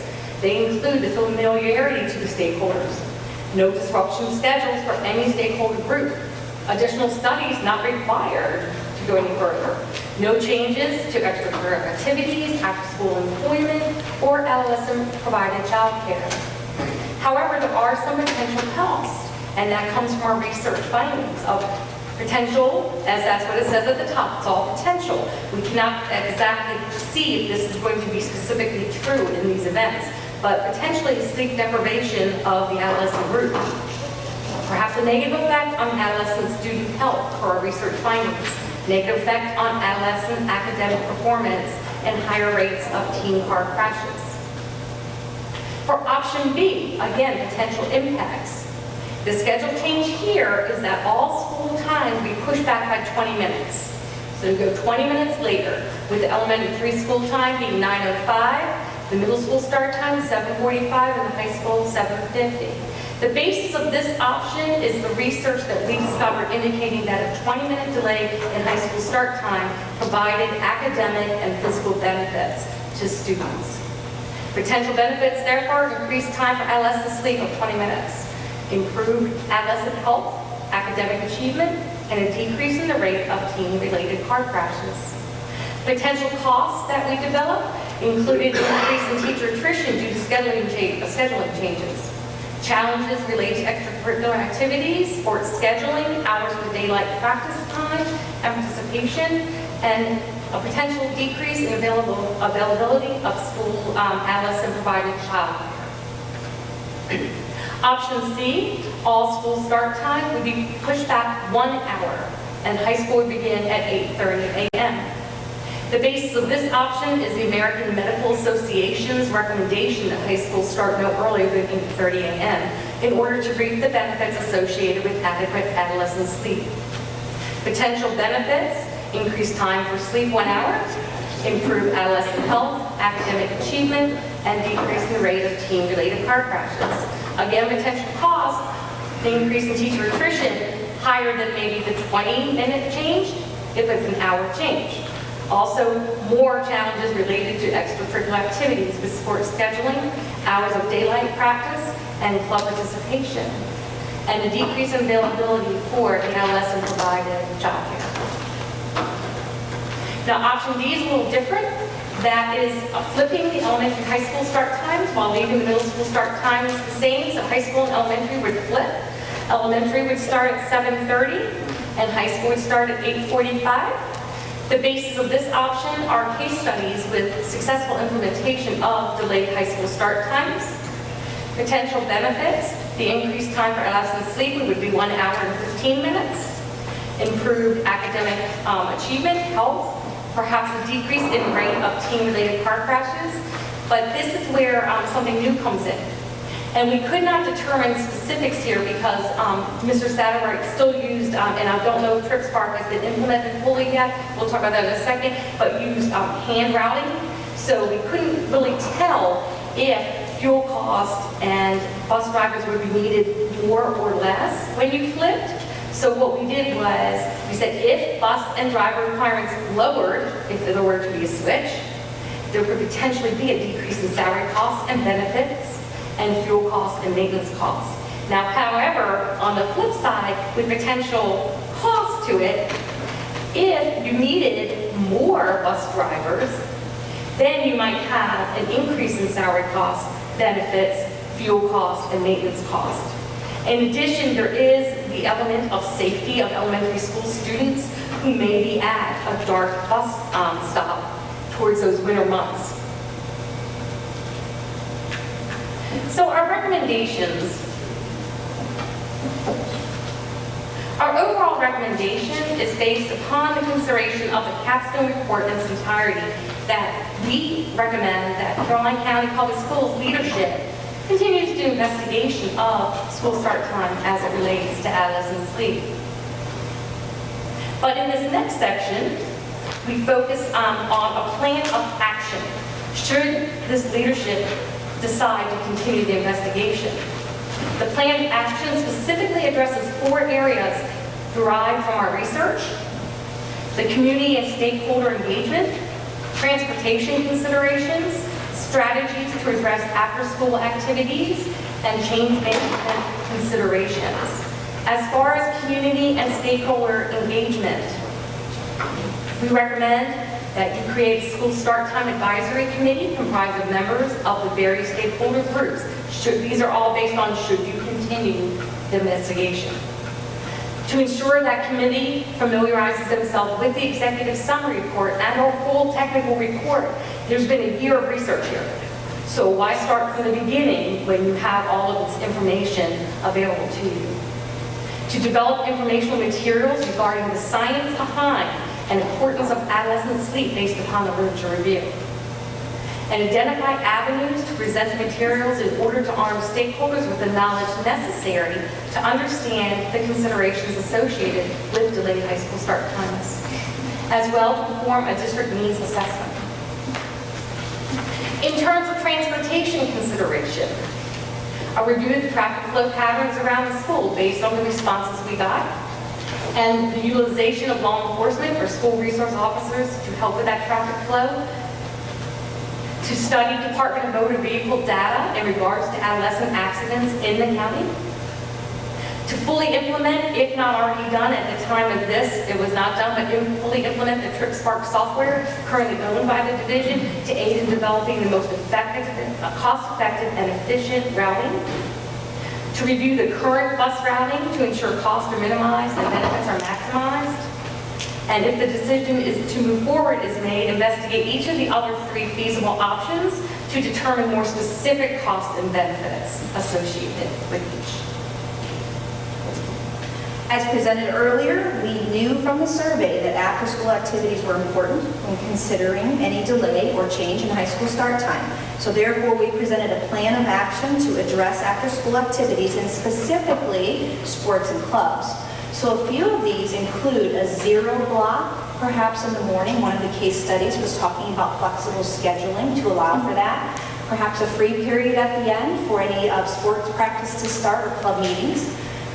To look into the consideration of perhaps exempting students from PE classes if they're in sport. To consider purchasing of portable lights to travel to the different fields when the nights get very dark, very early. Actively follow student-athlete schedule to identify times which may be curtailed, and consider performing some pre-game activities during the transportation to their game area. Now, through the survey, we also discovered after-school child care availability was important when considering any change. So we propose the following strategies: to consider perhaps a partnership with a local organization such as the YMCA, whether on location or on Caroline County Public Schools property. Consider implementing that before and after school for a nominal fee, and utilize any local volunteers. I know you had indicated earlier some civic groups perhaps. That might be something to consider there for school-based child care programs. Lastly, we understand that change can be difficult. And so within our plan of action, we wanted to share useful strategies to assist the Caroline County School Board and senior leadership as you move forward with your decision.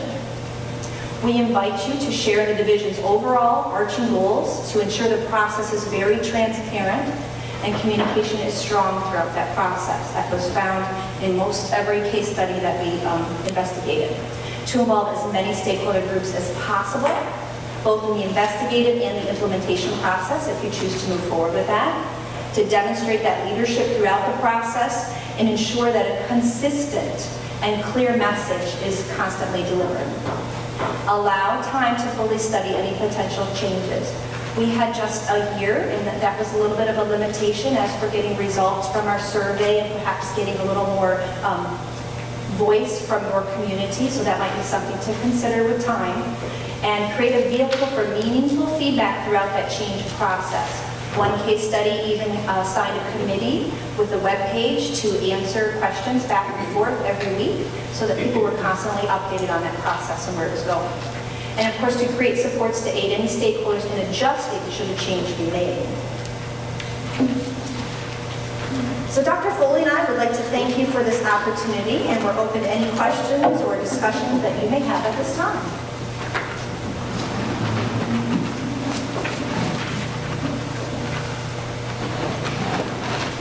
Congratulations. Thank you. Doctor and doctor. Thank you.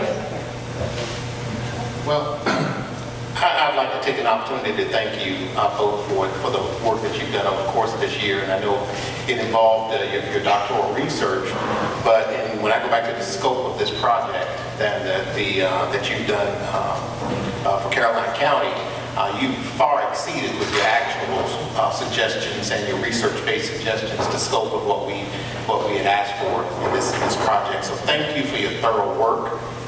Thank you for thoughtfully looking at some investigative questions that were research-based and aligning your recommendations with that. It's very helpful for us. Our pleasure. Anyone else? You're good. Thank you. Thank you. Thank you.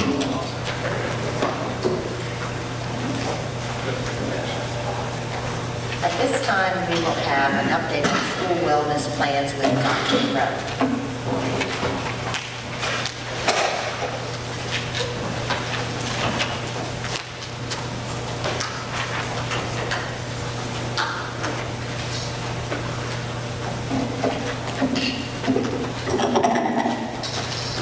Madam Chair Carson, Vice Chair Harris, members of the board, Dr. Parker.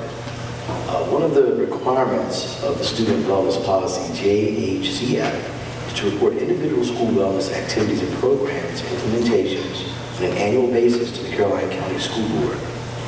Attached is a copy of the summary report of the plans and activities of the 5 schools. At this time, if you all have any comments or questions, please feel free to ask.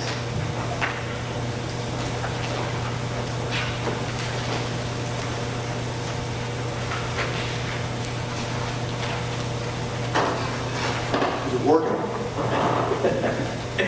Yes, it is working. One thing, each school actually had some revisions, and it was good to see that each school did a thorough job at actually striking things that they were no longer doing and sharing some information on the rationale behind those, as well as some things that they are currently. So I will tell you that every school actually had some changes that are before you right now. So I know that everyone thoroughly not only reviewed them, but actually updated them appropriately. Thank you. Thank you.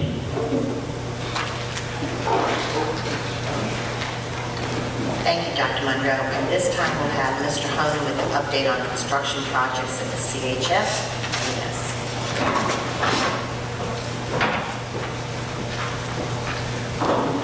evening, Chairman Carson, Ms. Harris, members of the board, Dr. Parker. I'm going to speak to you on what's going on with the high school, and Randy's going to bring you up to date on the Madison project. I'm happy to announce that the second floor classrooms have been completed. There are still some minor punch list items that need to be completed, but we expect those to be done well before student activities begin in August. The custodians are busy cleaning the floors and applying finish. The furniture will be moved up once all that's done. I also have some other great news.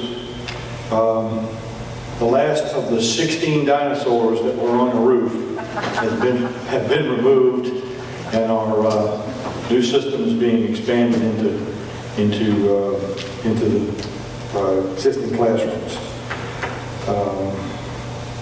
The demolition of the cafeteria has started. We've removed some walls in an effort to try to tie the two areas together. And I hesitate to say that it was a U, it's more like a C. Okay, that pun didn't work. The new area will be covered, the flooring in the new area, I'm also happy to bring to you, the flooring in the new area of the cafeteria will be terrazzo. We will attempt to match as much of that as we can. The existing stuff is 40 years old of a different type than what's used today. We think we've got a pretty good match, so I think that'll help tie those two areas together.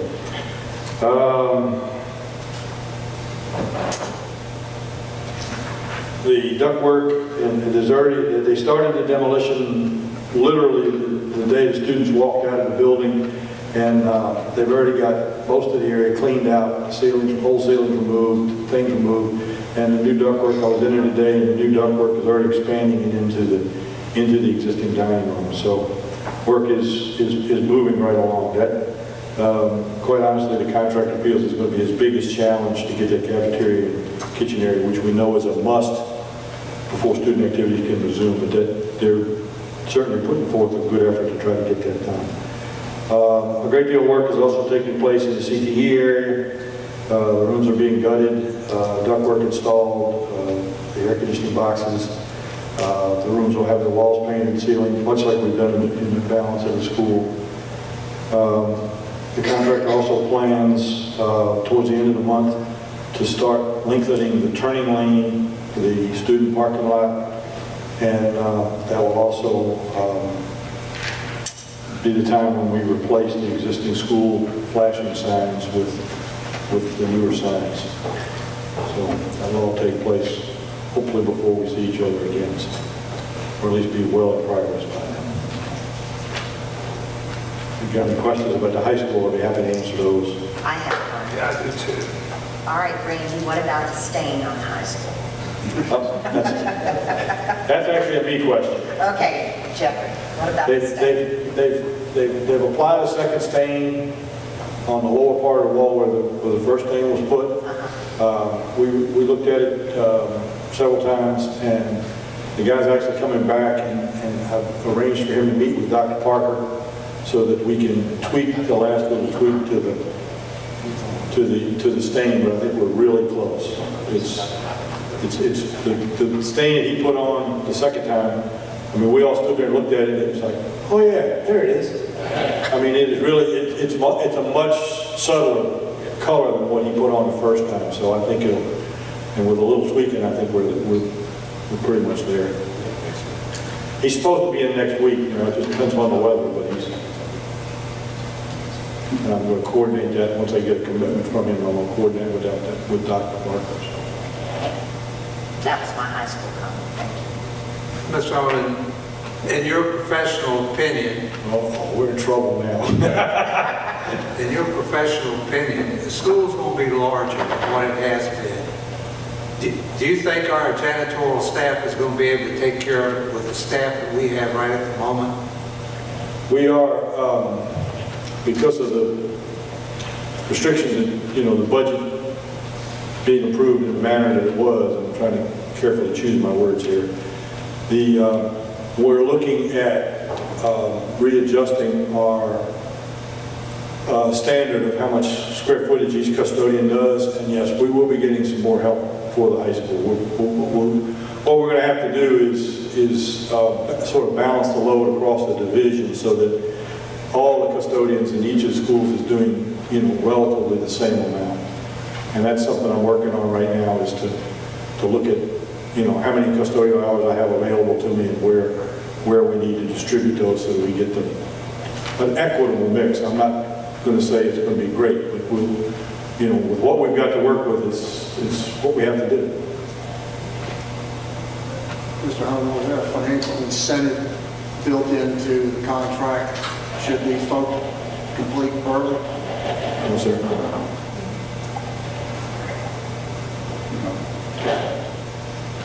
According to Randy, we're not allowed to do that. At the state. Now they be throwing stuff there. I know that wasn't the answer you probably wanted to hear, Mr. Spaulding. Was that? No, the only answer I want it clean. Yes, sir. And I walk in that school, if I see, in the new section or any part of that building, I want it clean. And if it takes more legs, then we put more legs out there. But because it's a stain on the whole community, the people voted for that to get done, and I would be totally embarrassed if someone walked in there and some of that new section and all looked like it been there for 25 years. That would upset me. Our goal is to get it, we've not lowered the quality standard, we're just trying to make sure that we can get an equitable distribution of labor between all of the schools. And I understand the financial part of it too. Yes, sir, but what I've looked at so far, we will be sending more help to the high school. One additional comment in regards to the stain, if possible, to make sure that the color that we end up with is a standard color, not some custom mix that we'll have a problem with years down the road.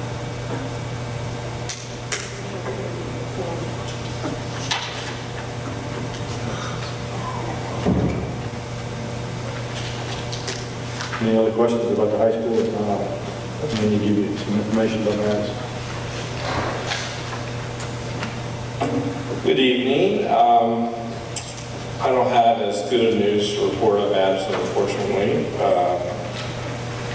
We have two issues there that have materialized over the spring that we are trying to deal with. One you're probably aware of is the really poor quality topsoil that was put out there. That is being compounded by the wrong type of grass that was planted out there. So we have very sparse vegetation out there.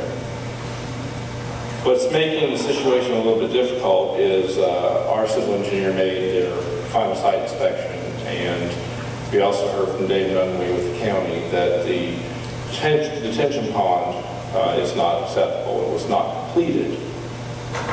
The detention pond can't be completed until we have adequate stand of grass and vegetation on the property, because it just fills up with silt. So the contractor's got to come back and drain the pond, remove the silt, and put in the spillway, which is the final piece of this. If the spillway had been put in place, it wouldn't be holding water like it is, right? It's basically a temporary mechanism right now. Unfortunately, we're not getting the response that we'd like to get from the site contractor. So we have notified the contractor that these items need to be completed. We have not gotten any definitive date as to when they'll be completed. So I will be writing them a letter giving them a certain number of days to respond to give us a tentative schedule. And then we'll just have to go from there. But it doesn't really affect school, but it does affect closing out the project, which is what we would like to do, because it opened on a high note, and the building was great. It's just we've got these issues. So because of that, we're also not processing any further pay requests. So we're holding the amount of money that we have left. So it's not the best of news, but it's not really affecting anything right now, other than being able to close the project out. So. Their next meeting will be with me at Madison, where we're looking for a date right now to meet. And we'll go out and check all of those items that Randy's talking about, including the sod in front of the building. That was an item that we asked that was closed out as a condition of closing the project out. They've done some concessions towards the liquidated damages that they've incurred. They've really put an effort to working towards meeting some of those requests that we put in place. However, this issue with the sod was discussed in the wintertime when they couldn't do the work.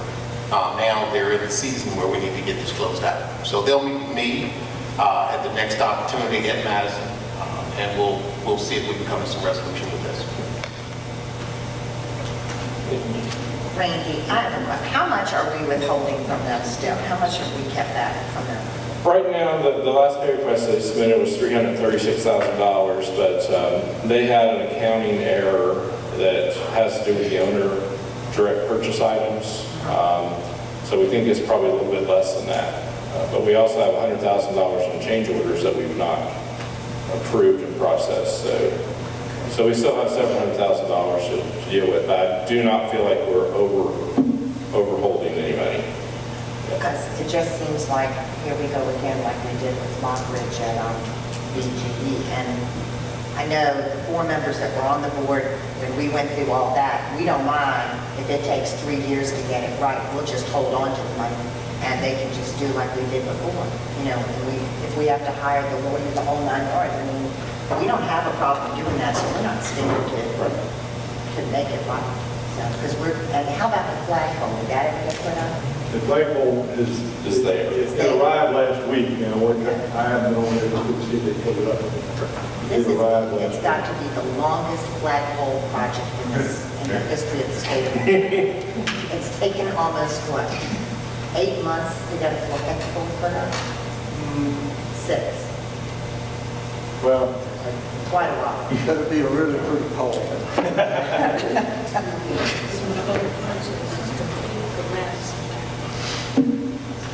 So we are hopeful. I mean, they have been up to this issue with the site, they've really been a good contracting partner. So it is a specific subcontractor that the issues are predominantly with. So we're hopeful that we'll get this resolved. So. if you look on the screen, I don't know if any of you have already seen it, but that's one of the things they did, that Dr. Parker mentioned, that's one of the concessions that they made, is they supplied and installed those letters on the building.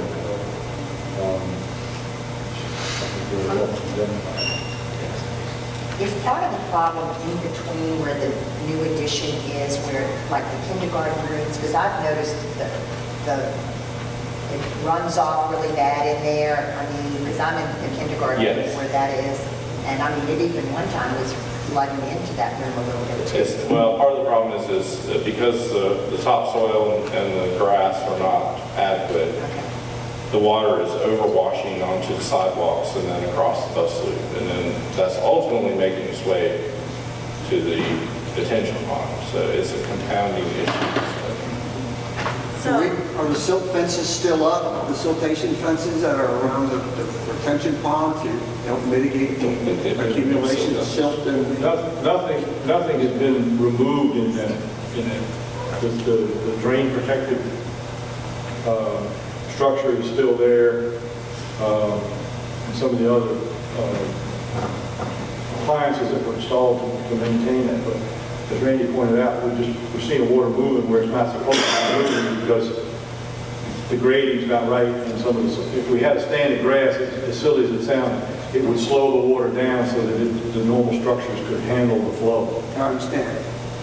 I'm talking about the 1.5-foot silt fence that would completely surround the pond, retention pond. You might not catch all the silt, but you'll catch more. No, the silt that we're speaking of comes through the underground structures. You're talking about the runoff to the drain. Through the drop inlets and the surface drains, like in the courtyards and, throughout the parking lot, there are structures that grab the water coming off the asphalt and goes underground to that pond. Okay. Surface water going into the pond that's a minimal problem. There's only one swale that leads to that pond, and that's less of a problem. It comes from everywhere. The proper structures, to answer your question, the proper structures that were required were installed and are, pretty much have been maintained.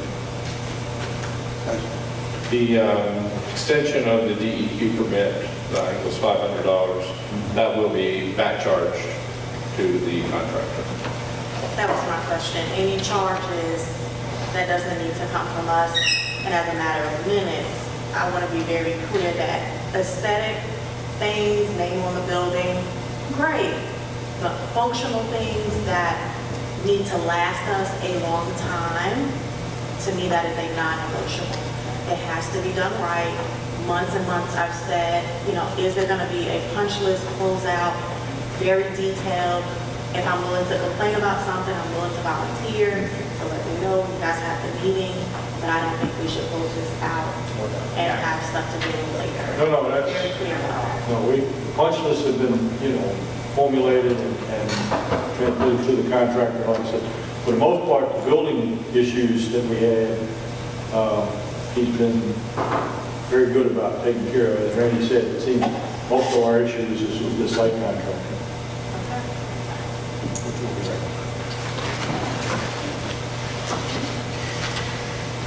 Any other questions?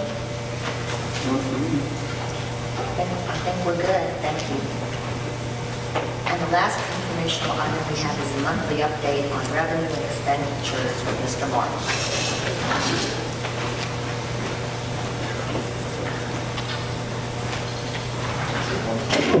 Good evening, Chair Carson, Vice Chair Harris, members of the board, Dr. Parker. I certainly have in front of you the budget status report as of May 31st, 2017. Yeah, could you bring that up? Oh,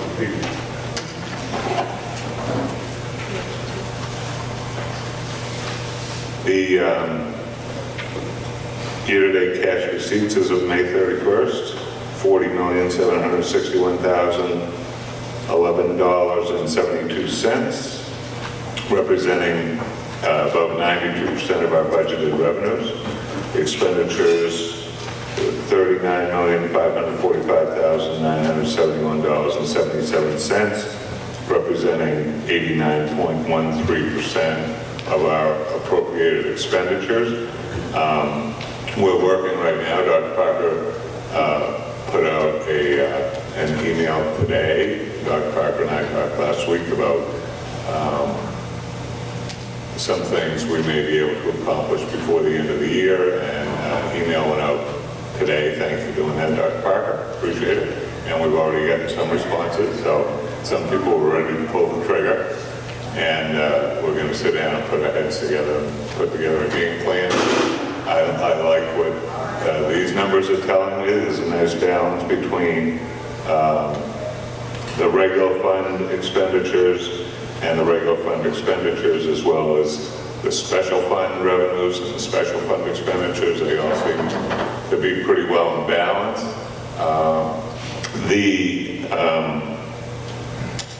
The difference in the percent between the 92% of revenues received and the 89% of expenditures spent is going to close a little bit because we're not going to be seeing any revenue from the county, because we've kind of changed how that works, and now the county is appropriating 1/4 of the annual appropriation at the start of each calendar quarter. So as of April 1st, they made the last transfer so that we had our entire county appropriation. So in May and June, it's just going to be a zero, and it's about, it's a little over $1 million a month. So, but there's room there to absorb it. So I'm hoping we end up in really good shape.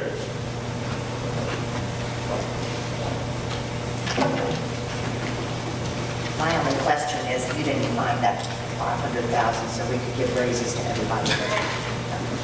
Just thought I'd ask if this, if we're in really good shape. Just kidding, wish we could. Oh, we're giving you vacation. So I don't have to work from now, I'm sorry.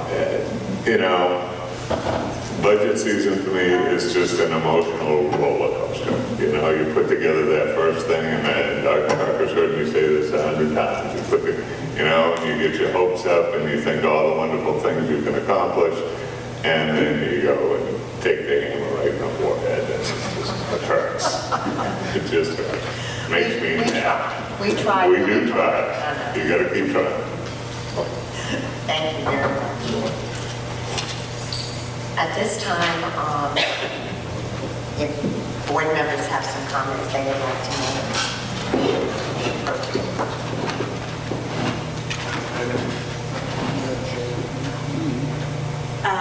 I do have a certificate from Mid-Valor and Divas with Promise Mentoring Program. They closed out the year on Saturday, and they wanted to show their appreciation to the school system for their partnership and support. So I'll give that to. Real quick, I know that we're not done with our strategic plan, and we have a really good idea where we're headed. I am always hopeful that we begin to offer more advanced placement courses at the high school.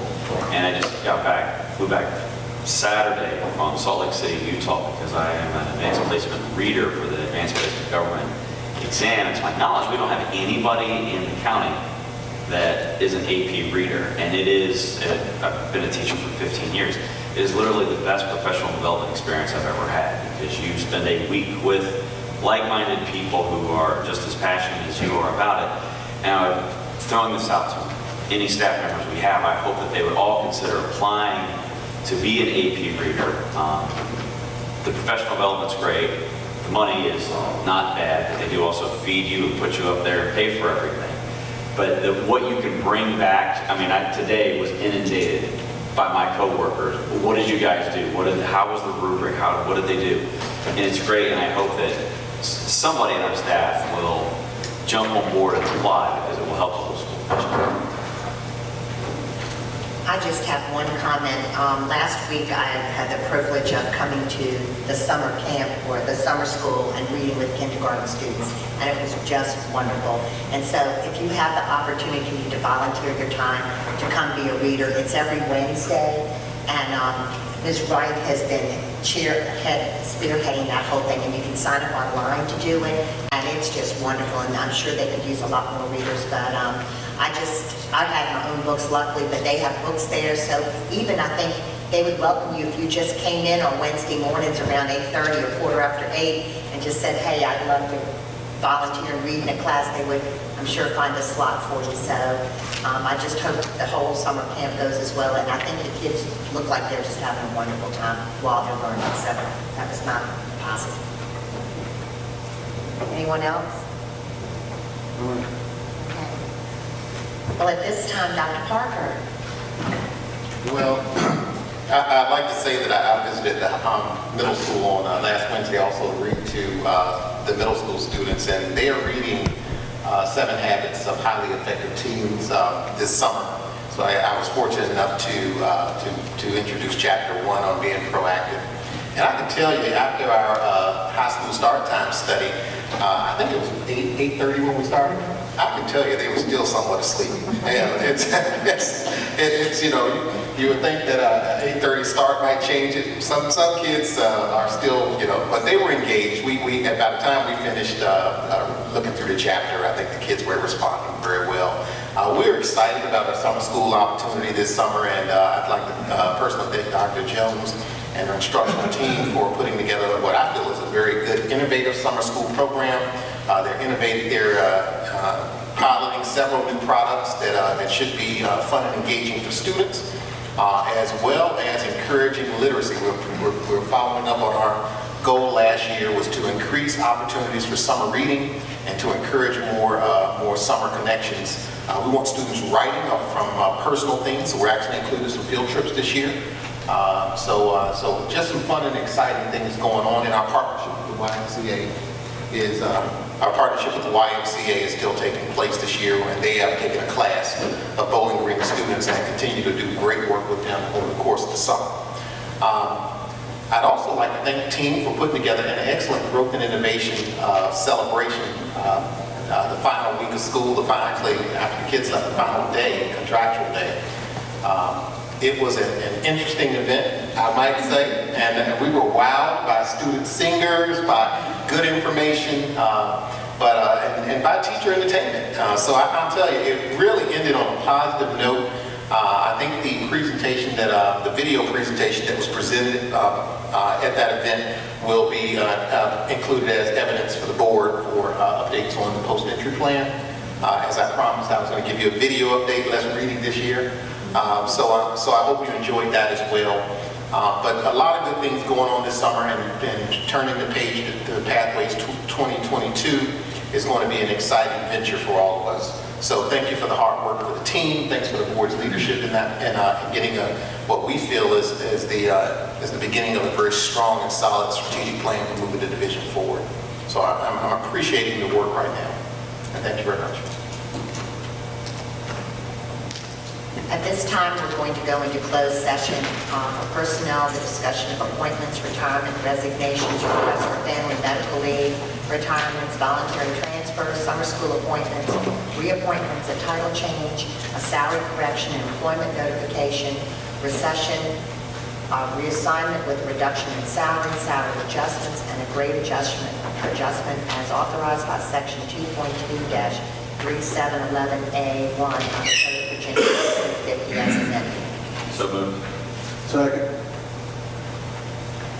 Call for the vote. Dr. Rollins-Bell. Aye. Mr. Kelly. Aye. Mr. Copeland. Aye. Mrs. Harris. Mr. Spalding. Aye. Ms. Carson. Aye. Motion carried. Thank you.